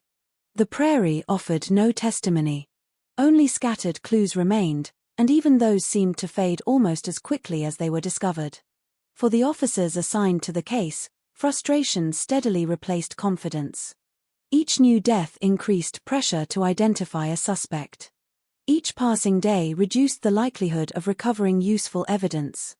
Every decision carried consequences that could not be reversed. Unlike modern investigators, they possessed few scientific tools capable of compensating for lost opportunities. No fingerprints connected suspects to crime scenes. No DNA waited patiently inside forgotten evidence boxes. No surveillance cameras captured lonely roads stretching toward the horizon. Everything depended upon observation. Everything depended upon memory. Everything depended upon human judgment. And human judgment is never perfect. As June slowly progressed, the emotional landscape of Grande Prairie transformed almost completely. The optimism that had characterized another promising farming season faded beneath a growing sense of vulnerability. Children noticed adults speaking in hushed voices. Travel became less frequent. Nightfall arrived carrying unease rather than peace. People still worked because survival demanded it. But beneath every ordinary task lingered an extraordinary question. Was the killer already watching another farm? Was another victim unknowingly following the same routine that the previous men had followed only days before their deaths? No one could answer. Perhaps even more chilling was the possibility that the murderer blended effortlessly into the community itself. Someone exchanging greetings at church. Someone purchasing supplies in town. Someone helping repair a neighbor's fence. Someone whose hands appeared no different from every other hardworking settler's. History offers no face to place beside those possibilities. Only silence. And within that silence, one terrifying truth gradually emerged. The community no longer feared the wilderness. It feared the possibility that evil had been living among them all along. The morning after the discovery, the prairie did not look any different. The same wind moved through the same tall grass. The same distant horizon held its quiet, unbroken line beneath a pale northern sky.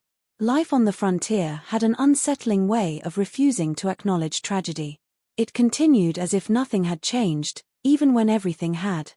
But for the people who had begun to hear the news, the landscape no longer felt familiar. Every road seemed longer. Every silence seemed heavier. Every shadow along the tree line carried a question that no one wanted to say out loud. The first investigators arriving in the Grande Prairie district stepped into a world that was already shifting beneath their feet. Communication was slow, fragmented, dependent on riders and rough trails that cut through vast stretches of unsettled land. By the time official confirmation reached authorities, the situation had already evolved beyond a single incident. What might have been treated as an isolated death was now being reinterpreted as part of something far more disturbing. Multiple deaths, spread across distance, occurring within a narrow window of time, and all connected by a single, unsettling possibility. Someone was moving through the district with violent intent. When the first officers reached the scattered homesteads, they were not greeted by orderly crime scenes preserved for examination. There was no controlled environment waiting behind tape or barriers. Instead, there were open fields, wooden cabins, and the everyday chaos of rural life that had already begun to reclaim the spaces where tragedy had occurred. Weather had already begun its quiet work. Wind had shifted objects. Dust had settled over disturbed ground. Footprints that might have told a story had already softened into ambiguity. Neighbors, acting out of concern or curiosity, had already visited some of the sites. In doing so, they unknowingly complicated the task ahead. Every step taken before official documentation risked erasing something that could never be recovered. This was the reality of frontier policing. The scene was never truly untouched. At one of the homesteads, investigators found the remnants of a life interrupted. Tools remained where they had been left. Everyday objects still carried the presence of routine, as if their owner might return at any moment to continue work that had been suddenly and violently abandoned. The contrast was unsettling. Nothing in the environment appeared unusual on its own. Yet everything together suggested an absence that could not be explained by simple misfortune. There were no clear signs that immediately resolved the case. No obvious struggle preserved in detail. No dramatic markers that pointed cleanly toward a single narrative. Instead, there was fragmentation. Pieces of information that refused to form a complete picture. As word spread between settlements, more details began to surface, though each new account came with its own uncertainty. People remembered seeing the victims in the days before their deaths. Some recalled routine interactions in town. Others mentioned conversations about travel or purchases, though memory in moments like these is often shaped by what comes after rather than what came before. In isolated communities, memory becomes a living thing. It changes as fear changes. It adapts to meaning. And in this case, meaning was being rewritten with every passing hour. One detail repeated often enough to gain attention among investigators was the suggestion that several of the men may have been carrying money. Not unusual in itself, but significant in the context of frontier life where cash transactions for land, livestock, and supplies required physical transport of funds across long distances. If true, it created a pattern that could not be ignored. But patterns are not proof. And assumptions, especially in early investigations, can easily lead a case in the wrong direction. The investigators understood this, yet they had little else to guide them. There were no witnesses who could clearly describe an attacker. No consistent physical description circulating between locations. No confirmed sightings of suspicious individuals tied directly to the events. Instead, there were fragments. A traveler seen briefly on a road. A stranger passing through a settlement days earlier. A wagon moving at an unusual hour. Each detail seemed important in isolation, yet dissolved into uncertainty when examined closely. The prairie offered no boundaries to narrow possibilities. Anyone could move through it. Anyone could disappear into it. As officers traveled between homesteads, they began to understand the scale of the challenge. Distances that seemed manageable on a map became exhausting journeys in reality. A single day of investigation might involve hours of travel between sites, each separated by rough terrain and unpredictable conditions. Communication between teams was slow, often delayed until physical meetings could be arranged. By the time information was shared, it was already aging. And in a case like this, time was not an ally. At one location, investigators carefully noted the arrangement of belongings left behind. Nothing suggested a struggle that followed a predictable pattern of confrontation. Instead, the absence of clarity itself became the most disturbing element. It was as if the final moments of these men had not been witnessed by anyone, nor fully understood even by those who arrived afterward. In the absence of certainty, imagination begins to fill the gaps. And imagination, in cases of violent death, rarely produces comfort. Local communities responded in ways that reflected both fear and resilience. Some families became more cautious about travel, particularly when carrying goods or money between settlements. Others adjusted daily routines, avoiding unnecessary isolation when possible. Conversations that once focused on farming conditions and seasonal expectations now carried an undercurrent of vigilance. People began to watch each other differently. Not with hostility, but with uncertainty. The question was no longer abstract. It was immediate. Could this happen here? Could it happen again? Inside the investigation, theories multiplied, each attempting to impose structure on events that refused to align neatly. One possibility centered on robbery, given the reported movement of money among settlers engaged in land and livestock transactions.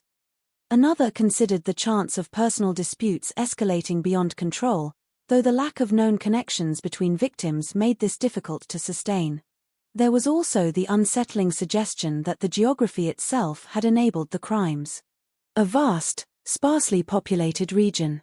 Limited surveillance. Few witnesses. Long distances between isolated homesteads. In such an environment, even small advantages in knowledge or mobility could become decisive. Yet none of these theories provided a name. And without a name, the case remained suspended in uncertainty. As days passed, the initial urgency of discovery began to shift into something more complex. Investigators were no longer simply responding to recent deaths. They were now trying to reconstruct a sequence of events that had already begun to fade from the physical world. Every delay meant more lost evidence. Every unanswered question became more difficult to resolve. The prairie, indifferent as ever, continued its cycle. Wind returned to fields that had briefly been disturbed. Animals resumed movement across familiar paths. The land absorbed signs of human disturbance with quiet efficiency. What remained was memory. And memory, unlike physical evidence, cannot be preserved in the same way. By the end of the early investigative phase, one truth had become unavoidable. This was not a single, easily contained incident.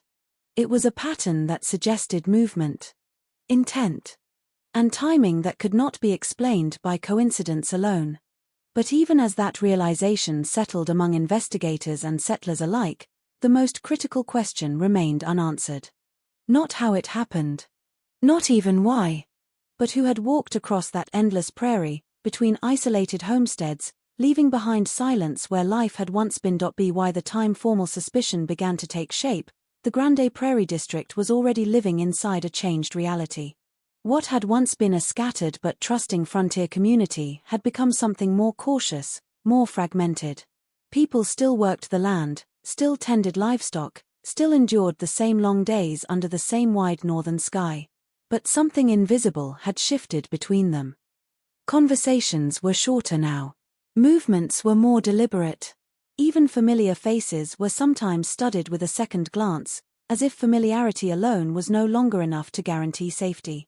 The investigation, meanwhile, was struggling to keep pace with both fear and distance. This was not a single town with centralized records and immediate access to witnesses. It was a vast rural landscape, stitched together by rough trails and isolated homesteads separated by hours of travel. Every piece of information had to be physically carried from place to place. Every new lead required exhausting movement across terrain that did not cooperate with urgency. And every delay gave the unknown more time to settle deeper into uncertainty. At the center of this uncertainty was a growing list of names. But names, in the absence of proof, are fragile things. One of the earliest individuals to come under serious scrutiny was Dan Locke. His name did not emerge from a single decisive piece of evidence, but rather from the slow accumulation of suspicion, rumor, and fragmented testimony that had begun to circulate after the deaths. In isolated communities like this, reputation often travels faster than facts, and once a name becomes associated with tragedy, it is difficult to separate it from fear. Investigators interviewed him. Neighbors were questioned. Statements were compared, rechecked, and reinterpreted in the hope that consistency might reveal hidden truth. But the reality of early 20th century policing was unforgiving. There was no forensic confirmation waiting to stabilize uncertainty. No scientific certainty capable of cutting through conflicting accounts. Everything depended on human memory, and human memory under pressure is never a stable foundation. Eventually, Dan Locke was formally charged. It was a moment that briefly gave structure to an otherwise drifting case. For a short time, it seemed as though the scattered pieces might finally be drawn together into something coherent. The community, exhausted by uncertainty, held on to that possibility. A suspect meant direction. Direction meant control. And control meant the terrifying randomness of the situation might finally be contained. But the courtroom, when it finally became part of the story, did not deliver that clarity. Instead, it exposed the fragility of the entire investigation. The prosecution's case relied heavily on circumstantial connections rather than direct evidence. There were suggestions, interpretations, and inferences drawn from behavior and association, but very little that could stand independently as definitive proof. Witness testimony, where available, was inconsistent. Some recollections shifted depending on when they were given. Others lacked the specificity needed to tie events together in a legally convincing way. The defense focused on that instability, not by offering a clear alternative explanation, but by highlighting the absence of certainty. In a case built on fragmented memory and incomplete observation, even small inconsistencies became significant. Every gap in the narrative widened the space for doubt. And doubt, in a courtroom, is not a minor detail. It is often decisive. When the verdict was finally delivered, Dan Locke was acquitted.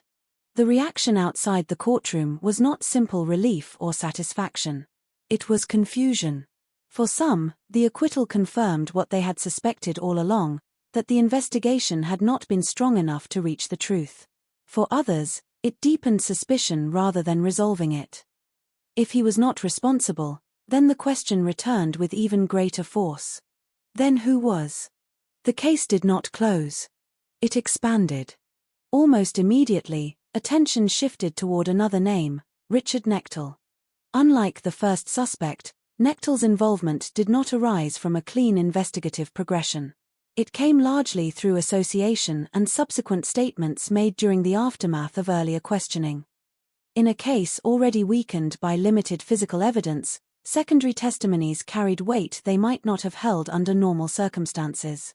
But they were also unstable, shaped by pressure, fear, and the natural human tendency to connect dots when no clear picture exists. Investigators attempted to build a new direction from this material. They revisited locations. They re-examined timelines. They compared statements once again, searching for alignment that might not have been visible before.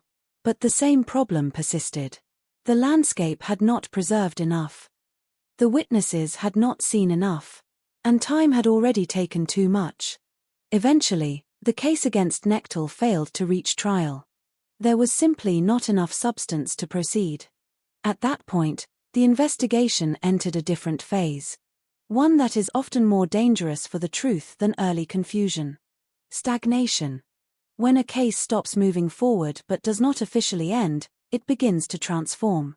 The absence of resolution invites speculation. The absence of evidence invites reinterpretation. And over time, uncertainty becomes its own ecosystem, growing richer with theories that cannot be tested.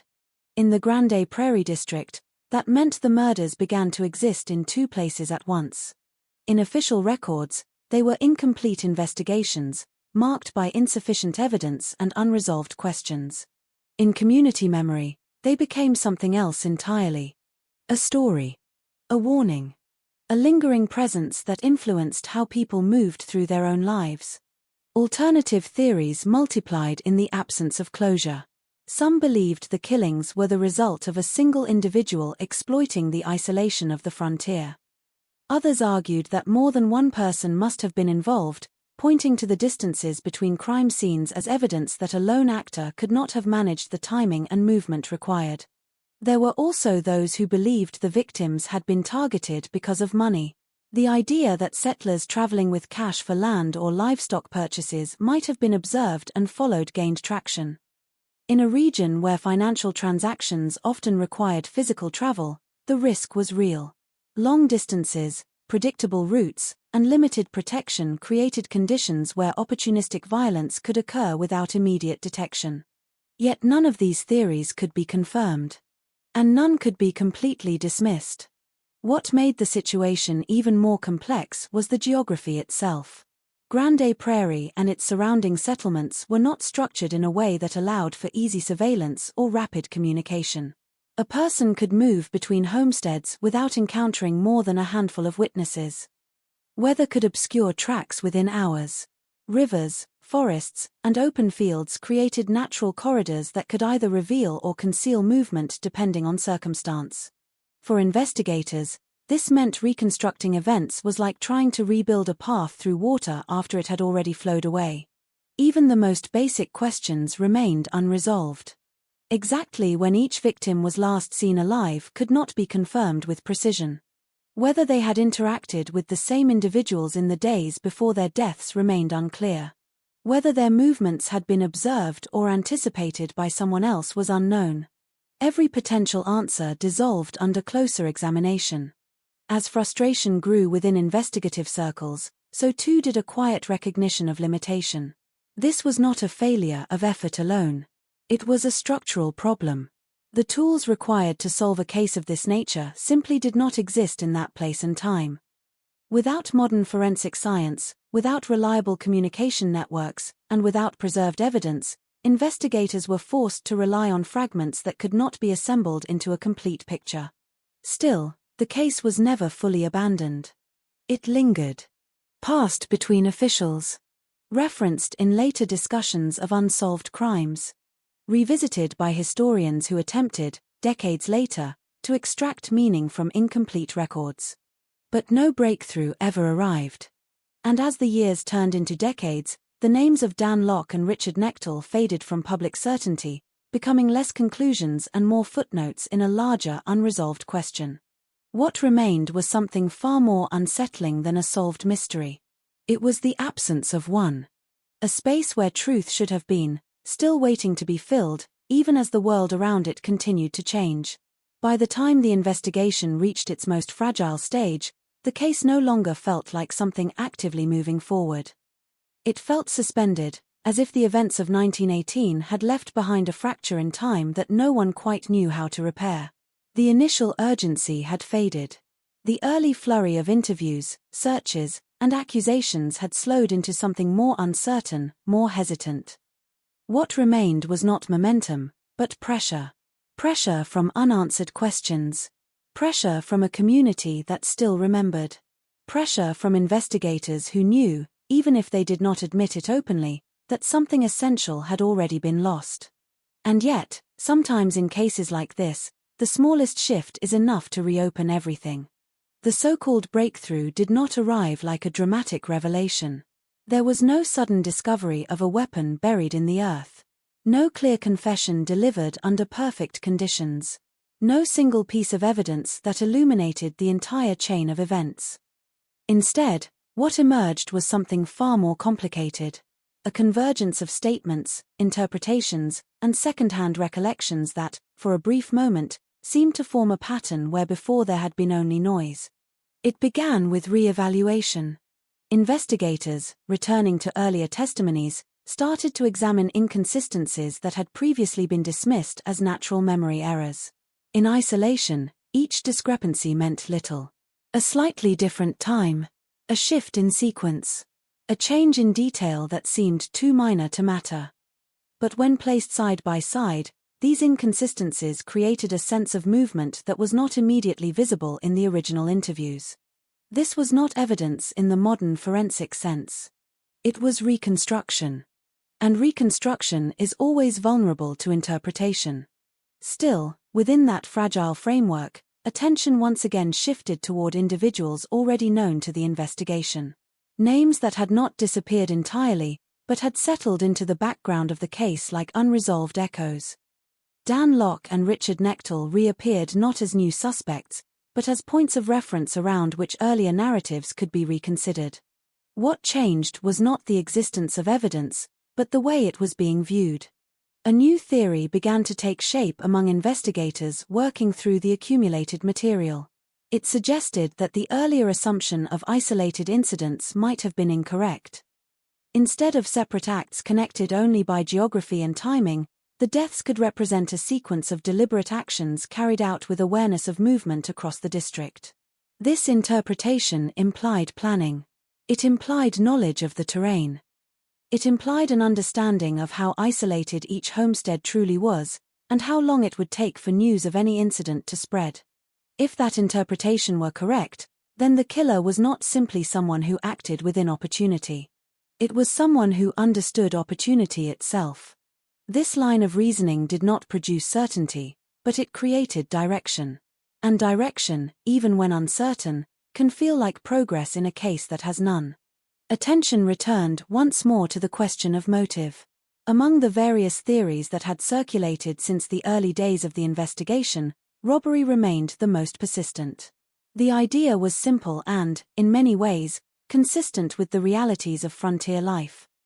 Settlers traveling between farms and settlements sometimes carried significant sums of money. Transactions involving livestock, land, and equipment often required physical cash exchanges. Banking infrastructure was limited, and distances made secure storage impractical. In such an environment, the movement of money could become predictable to someone paying attention. But predictability alone does not explain violence. And violence in this case had been unusually absolute. There was no confirmed survival testimony. No victim left behind a coherent account of what had occurred. No single scene provided a complete narrative. Instead, investigators were forced to infer intent from absence. The absence of witnesses. The absence of recovered valuables. The absence of any clear defensive struggle that could be consistently interpreted across locations. This absence became the center of the breakthrough theory. If the crimes were not random and not isolated, then the only remaining explanation was that the perpetrator had been operating with a level of awareness that allowed them to move between locations without detection. That possibility introduced a new and uncomfortable idea. The killer might not have been an outsider passing through the district in a single moment of opportunity. They might have been someone who understood the rhythms of the community well enough to anticipate behavior. Someone who knew when men traveled alone. Someone who understood which routes were most isolated. Someone aware of how long it would take for any alarm to spread. This was not a conclusion supported by hard evidence. It was an interpretation built from gaps. And yet, within the investigative mindset of the time, gaps often carried as much weight as facts. The shift in thinking led to renewed scrutiny of movement patterns. Investigators attempted to reconstruct the final days of the victims based on travel habits, reported sightings, and economic activity. They tried to determine whether any overlap existed between the men beyond geography. Whether they had visited the same towns, used the same supply routes, engaged with the same merchants or communities in the days leading up to their deaths. What they found was incomplete, but suggestive enough to sustain further inquiry. There were intersections, but not clarity. Points of possible contact, but no confirmation of significance. Each new layer of analysis seemed to promise structure, only to dissolve again under closer inspection. Even so, the belief that something had been overlooked began to grow. In cases that resist resolution, investigators often reach a stage where interpretation itself becomes the primary tool. When physical evidence is insufficient, the reconstruction of intent becomes central. This is where the Grande Prairie case entered its most uncertain phase. Not because new facts had emerged, but because old facts were being viewed through a different lens. Within that shifting perspective, Richard Knechtel's name resurfaced with renewed attention. Not because of new testimony, but because earlier statements were being reconsidered in light of the evolving theory. Connections that had once seemed weak were now examined more closely. Associations that had been dismissed were reweighted in importance. The idea that more than one individual might have been involved also returned to discussion, not as a claim, but as a structural possibility that could explain coordination across distance. But even this did not resolve the central problem. Every theory still depended on inference. And inference, no matter how carefully constructed, cannot replace proof. As the so-called breakthrough phase continued, the emotional tone of the investigation changed subtly. Early confidence had long since disappeared. In its place was a cautious determination mixed with quiet frustration. Officers were no longer expecting a clean resolution. Instead, they were attempting to determine whether any version of events could be established with enough consistency to be considered reliable. In practical terms, this meant narrowing possibilities rather than confirming truth. And narrowing, in this case, still left too many options. Outside the investigative process, the community continued to live with the consequences of uncertainty.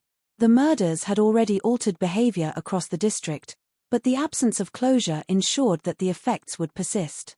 Stories continued to circulate. Theories evolved. New generations inherited fragments of the case without ever receiving resolution. The idea that justice might still be possible remained present, but increasingly distant.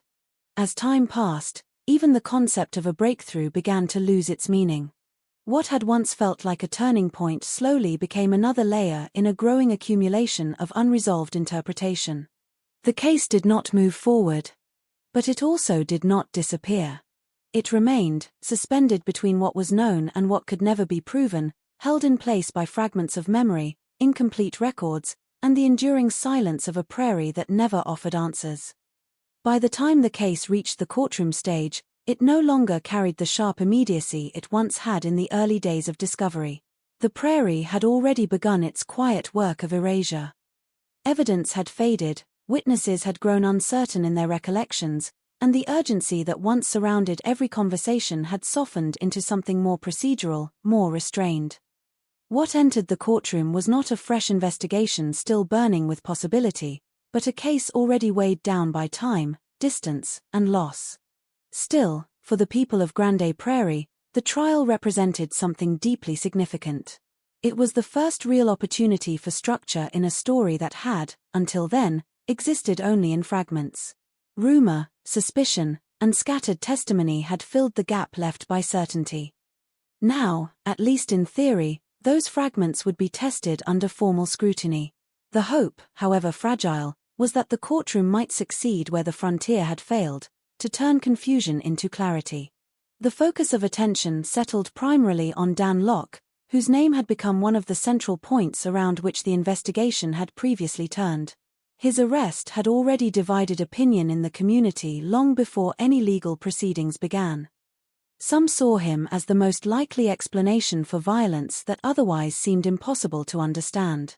Others viewed him as a convenient answer constructed from incomplete evidence, a name placed under suspicion because investigators needed direction more than certainty. Inside the courtroom, however, opinion did not matter. Only what could be demonstrated carried weight. And that became the central difficulty. The prosecution's case, when laid out in its entirety, revealed the same structural weakness that had haunted the investigation from the beginning. It was built not on direct physical evidence, but on a chain of inferences drawn from circumstances, behavior, and fragmented recollections.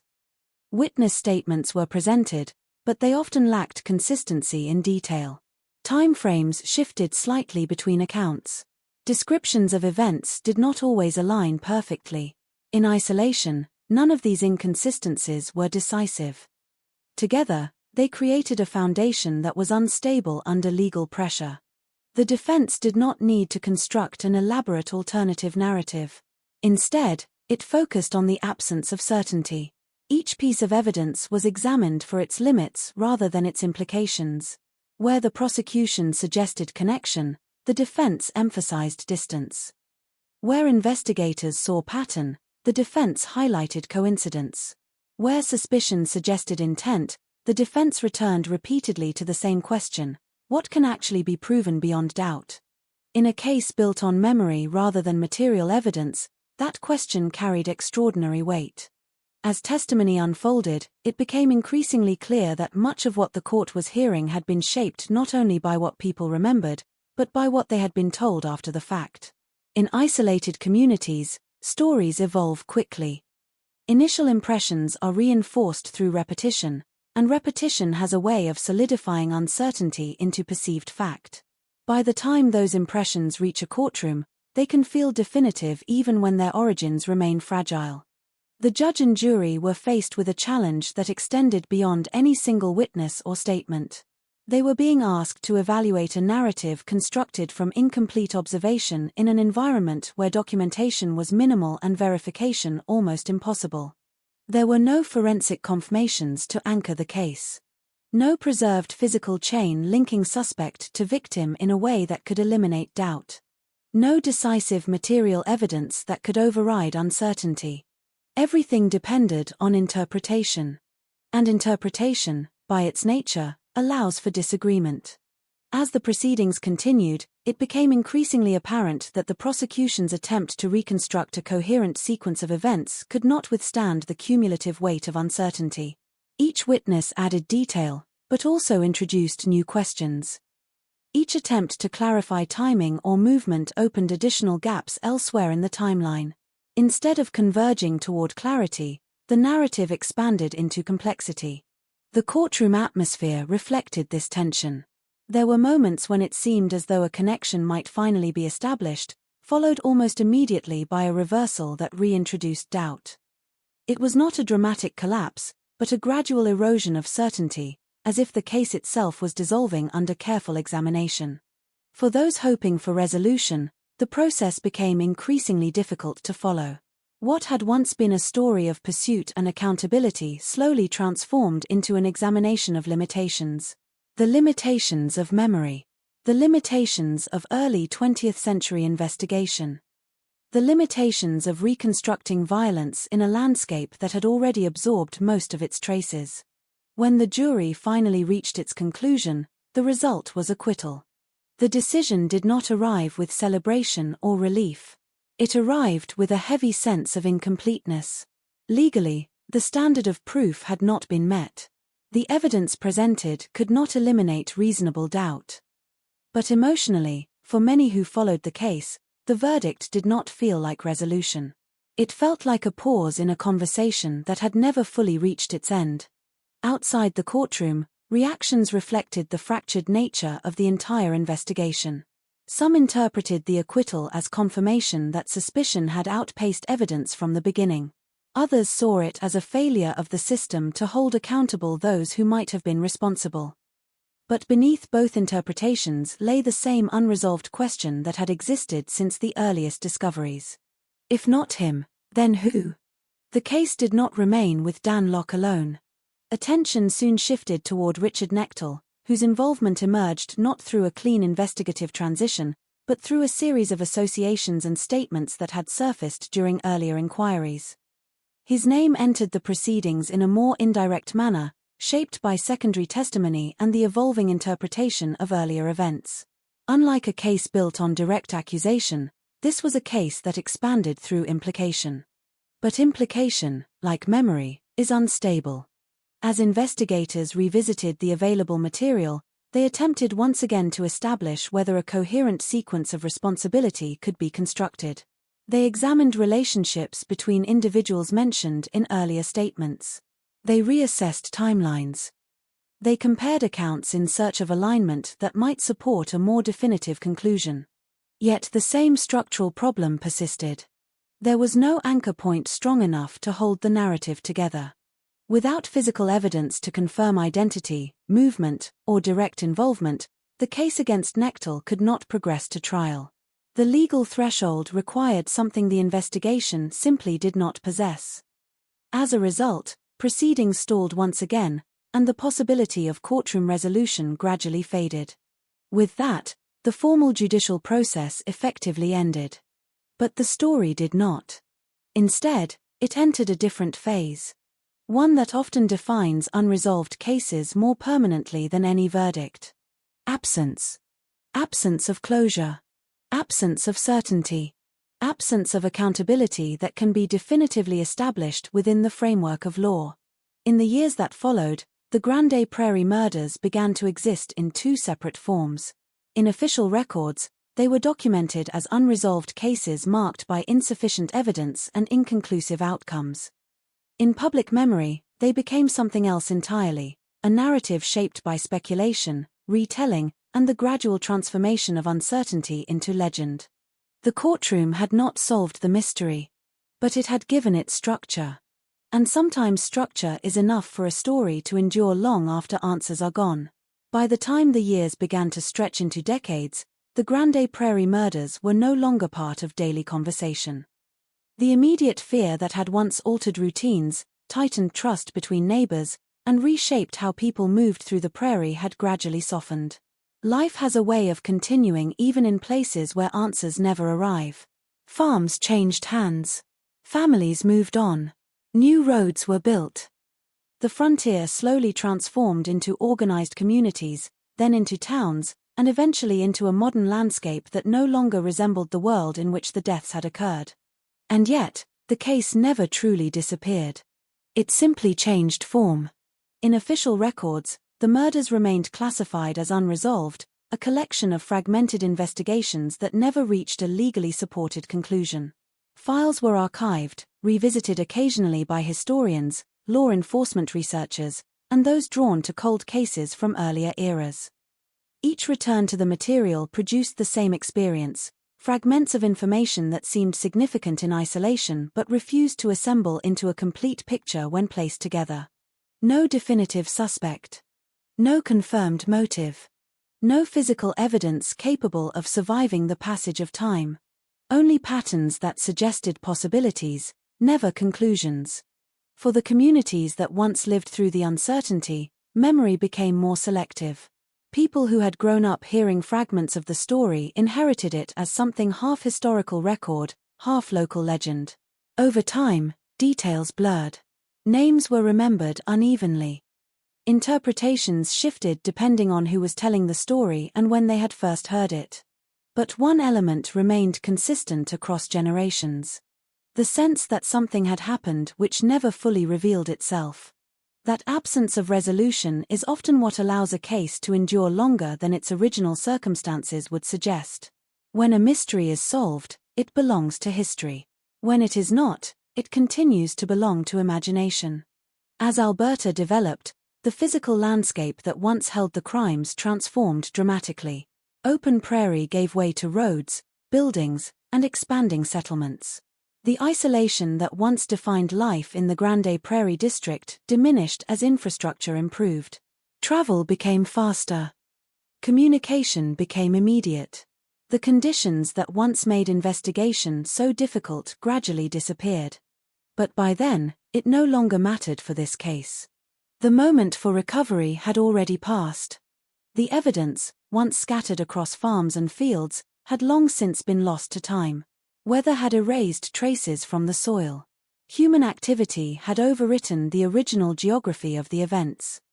Even the most determined attempt to reconstruct the crime scenes in detail could only rely on incomplete descriptions preserved in aging documents. The victims themselves, once ordinary men living ordinary lives on a demanding frontier, became figures defined almost entirely by the circumstances of their deaths. Their personal histories, already sparsely recorded during their lifetimes, faded further as years passed. What remained in public memory was not their work, their ambitions, or their daily struggles, but the fact that their lives had been abruptly and violently ended under conditions that no one could fully explain. This is one of the quiet tragedies of unsolved cases. People are remembered not for how they lived, but for how they were lost. And even that loss remains incomplete. Over time, researchers and true crime historians revisited the case, attempting to reinterpret the available information through modern perspectives. They examined old reports, compared early testimony, and considered whether patterns could be identified that had been overlooked by investigators working under the limitations of their era. Some suggested that the crimes reflected opportunistic violence enabled by extreme isolation. Others argued for more structured intent, pointing to timing and distribution of incidents as evidence that the events were not random. A few even proposed that the case had been misinterpreted from the beginning, that early assumptions about connection may have exaggerated what was actually a series of unrelated tragedies occurring within a short time frame. But none of these interpretations could be confirmed. And none could be definitively dismissed. That is the enduring nature of incomplete history. It does not resolve. It only reframes. Modern readers encountering the case for the first time often experience a familiar progression. Initial curiosity about a dramatic and mysterious series of events gives way to deeper fascination with the investigative limitations of the time. Then, gradually, that fascination shifts into something more reflective. The realization that the greatest barrier to solving the case was not lack of effort, but lack of tools. A world without forensic science as we understand it today. Without rapid communication. Without preserved surveillance or reliable physical trace analysis. A world where truth had to survive entirely through human observation. And human observation, no matter how careful, is always partial. Perhaps the most unsettling aspect of the Grande Prairie murders is not the violence itself, but the silence that followed it. Not the acts that ended lives, but the absence of anything capable of definitively explaining them. The prairie absorbed everything that occurred and offered nothing in return. No confession preserved in certainty. No physical record strong enough to outlast the passage of time. Only memory, and memory alone is never sufficient to carry the full weight of truth. There is a tendency, when looking back at cases like this, to imagine that answers still exist somewhere, waiting to be uncovered. That if enough time is spent examining old files or reconsidering forgotten testimonies, a missing piece will eventually appear and complete the picture. But the reality of early 20th century frontier cases is often less forgiving. Sometimes the evidence does not wait to be found. It simply disappears. And once it is gone, it does not return. What remains instead is interpretation. The Grande Prairie axe murders, as they came to be known in popular retellings, exist now in that space between history and uncertainty. They are neither fully explained nor entirely unknown. They are documented enough to be real, but incomplete enough to resist closure. They occupy the rare category of cases that continue to invite attention not because they promise answers, but because they refuse to provide them. More than a century has passed since the events that first disrupted that quiet frontier community. The world has changed in ways the original investigators could not have imagined. Technology has transformed the way crimes are solved. Communication has collapsed distance. Forensic science has turned invisible traces into sources of certainty. Cases that once would have remained mysteries are now often resolved within days, months, or years.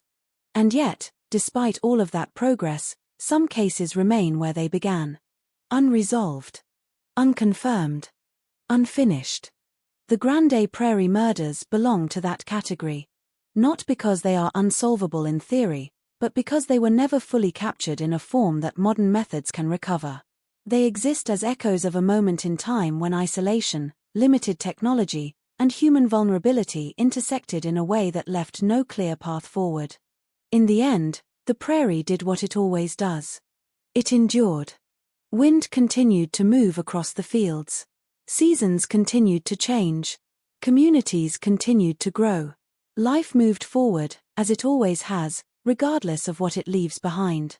But beneath that continuity remains a quiet reminder of what once occurred there. A reminder that even in places defined by openness and distance, there are moments when answers vanish completely. And all that is left is the silence. There is a final kind of silence that only time can create. It is not the silence of an empty field at night, nor the silence that follows a violent event. It is something deeper, more permanent. The silence of stories that have outlived every witness. The silence of names that no longer belong to living memory, only to records and retellings. The silence that settles when even the questions begin to lose their urgency, not because they are answered, but because the world has moved too far away from the moment that created them. The Grande Prairie murders have reached that kind of silence. More than a century has passed since those scattered homesteads on the Alberta frontier first became connected by tragedy. The men who once worked those lands are long gone. The investigators who searched for answers have returned to the same soil as the victims. Even the early generations who once spoke about the case with fear or certainty are gone as well. What remains is no longer lived experience. It is history filtered through fragments, interpretations, and the slow erosion of time. And yet, the case continues to exist. Not as an active investigation. Not as a living mystery with evolving leads. But as something more enduring. A question that refuses to collapse into certainty. In modern times, when people revisit the case, they often do so from a distance that changes its shape. It becomes a subject of research, a topic in true crime discussions, a footnote in the broader history of early Canadian frontier settlements. The emotional immediacy that once surrounded it has been replaced by analytical curiosity. The fear that once traveled from farm to farm has been replaced by reflective interest in how such a case could occur under the conditions of its time. But beneath that distance, something remains unchanged. The absence of closure. That absence is what gives the case its unusual weight. Most historical crimes eventually settle into resolution. Either the perpetrator is identified, or the limitations of evidence are clearly understood and accepted as final. But the Grande Prairie murders resist both outcomes. They exist in a state where neither truth nor explanation fully takes hold. This makes them difficult to categorize, even for historians. They are too documented to be myth. Too incomplete to be resolved history. And too distant to be reopened in any meaningful investigative sense. What remains is interpretation layered upon interpretation, each generation revisiting the same fragments with new assumptions, new frameworks, and new expectations about what might have happened. Yet no matter how advanced the tools of analysis become, they all encounter the same barrier. The evidence is no longer there. Time has already done its work. The prairie, which once held every physical trace of those events, has long since absorbed them. Soil shifts. Weather erases. Human development overwrites. Even locations that can be identified in historical records no longer resemble what they once were.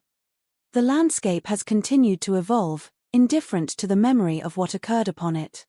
In this way, the environment itself becomes part of the story.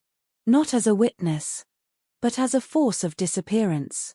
The victims, whose lives were once defined by labor, isolation, and the pursuit of stability on a difficult frontier, have become symbolic figures in a much larger narrative about early settlement in Western Canada. Their personal identities, once known only to neighbors and local communities, now exist primarily through the lens of their deaths. This is a transformation common in unsolved historical cases, where the absence of resolution reshapes memory into something narrower, more singular. A life becomes an event. An event becomes a mystery. A mystery becomes a legacy. But that legacy carries a quiet imbalance. Because what is remembered is not always what defines a person. The same is true for those who investigated the case. Their efforts, constrained by the limitations of their era, are often judged through the expectations of a modern world they could not have anticipated. It is easy to forget how narrow the available tools once were. How dependent investigation was on memory, travel, and fragmented communication. How easily information could be lost between one homestead and another. How fragile every reconstruction of events truly was. In that context, the lack of resolution feels less like failure and more like inevitability. Not because the truth did not matter, but because the conditions required to preserve it were not present. As decades passed, the case gradually transitioned into the realm of historical reference. It appears in archives, local histories, and discussions of unsolved crimes in Alberta. Occasionally, it resurfaces in modern media, framed within broader explorations of early frontier violence and the challenges of rural law enforcement in the early 20th century. Each retelling brings with it a subtle shift. A different emphasis. A different interpretation. A different attempt to impose structure on what remains fundamentally incomplete. Yet none of these interpretations can change the central reality. No definitive explanation has ever been established. No conclusive suspect has ever been proven responsible beyond doubt. No reconstruction of events has ever fully resolved the sequence of what occurred across those scattered homesteads in 1918. And so the case remains, not as an active search for truth, but as a boundary case in historical memory. A reminder of what investigation once was, and what it could not yet become. There is a tendency, when encountering unresolved history, to imagine that answers still exist somewhere just beyond reach. That if enough time passes, or enough perspectives are added, the missing pieces will eventually reveal themselves. But the Grande Prairie murders resist that comfort. They stand as an example of how some stories are shaped not by what is discovered, but by what is permanently lost. What happened there was real. The deaths occurred. The investigation took place. The court proceedings unfolded. But resolution never arrived. And without resolution, the story does not close. It lingers. Not in the form of fear, as it once did for those who lived through the uncertainty, but in the quieter form of historical absence. A recognition that some events enter the record without ever fully surrendering their meaning. In the end, the prairie offers no final explanation. Only continuity. Wind moving through grass. Seasons replacing one another. Communities growing where isolation once defined the land. Life continuing forward, as it always does. But beneath that continuity lies a record that cannot be completed. A case that cannot be fully closed. And a silence that, even after more than 100 years, still does not fully let go. There is one final way a story like this continues to exist, even after the facts have gone quiet. It is no longer through investigation. Not through courts. Not through witnesses or documents or competing theories. It survives through the act of return. Every time someone revisits the Grande Prairie murders, they are not uncovering something new in a literal sense. They are circling back into a space that has already been exhausted of certainty.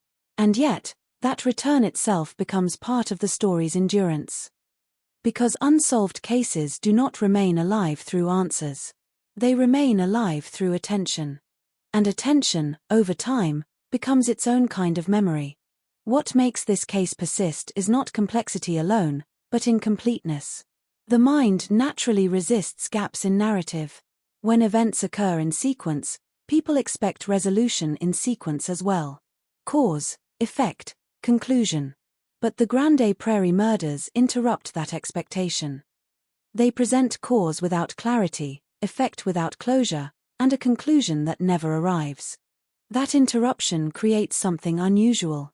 A story that cannot be fully finished, even when it is fully told. As decades pass, the case becomes increasingly detached from its original environment. The frontier setting that once defined every detail slowly fades into historical abstraction. The isolation, the travel conditions, the dependence on memory instead of documentation, these are no longer lived realities for the people who study it. They become context, not experience. And that shift changes interpretation. Modern readers often approach the case with tools of analysis that did not exist in 1918. They compare timelines, evaluate plausibility, consider psychological patterns, and attempt to reconstruct logic from fragments. In doing so, they are not wrong. They are simply operating in a different framework. But even the most advanced reinterpretation eventually arrives at the same boundary that early investigators faced. There is not enough to complete the picture. This is not a failure of effort. It is a limitation of preservation. Every historical case has a threshold beyond which information cannot be recovered. For some, that threshold is small. For others, it expands over time as new evidence emerges. But for cases like Grande Prairie, the threshold has already closed. The physical world that contained the answers has changed too much. The individuals who might have provided clarity are gone. The records that survived are too sparse to reconstruct intent with confidence. What remains is structure without certainty. pattern without proof, narrative without completion.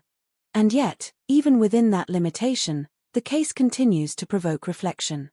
Because beneath its surface, it raises questions that extend beyond the specific events of 1918. Questions about how communities function in isolation. About how trust is formed when verification is limited. About how violence can remain invisible in environments where distance is both protection and vulnerability. These are not questions unique to this case, but the case brings them into sharper focus. The prairie itself becomes symbolic in this reading. Not as an active participant, but as a condition. A vast environment that amplifies both independence and exposure at the same time. In such a setting, human connection is both necessary and fragile. Neighbors are close in spirit but far in distance. Communication is slow. Observation is limited. And when something goes wrong, it can take time before anyone even realizes that something has changed. That delay is where uncertainty takes root. In the Grande Prairie case, uncertainty became permanent. Over time, the names associated with the investigation, those who were accused, those who were cleared, those who were questioned and released, lose their immediate context. They become part of a broader historical record rather than participants in an active legal narrative. Their identities are no longer defined by ongoing proceedings, but by their position within an unresolved framework. This transformation is subtle but important. It shifts the case from legal history into narrative history, from accountability into interpretation, from conclusion into continuity. And continuity is where the story now resides.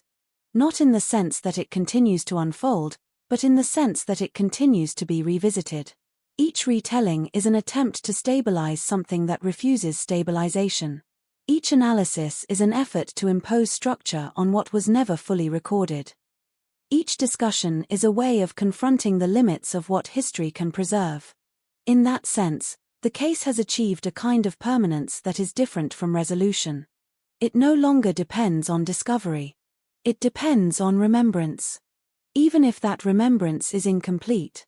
Even if it is fragmented. Even if it changes with each generation that encounters it. Because as long as it is remembered, it continues to exist as a question. And a question, unlike an answer, does not require completion to remain valid. The Grande Prairie murders ultimately leave behind no final revelation, no hidden explanation waiting to be uncovered in a forgotten archive, no decisive reconstruction that can settle the narrative once and for all. What they leave instead is a structure of uncertainty that has survived longer than the circumstances that created it. A set of events. A series of deaths. An investigation that reached its limits. And a silence that outlasted them all. In the end, the prairie did not provide answers. It simply held the memory of what once occurred there, long enough for it to become part of history. And then it moved on, as it always does. Leaving the question behind.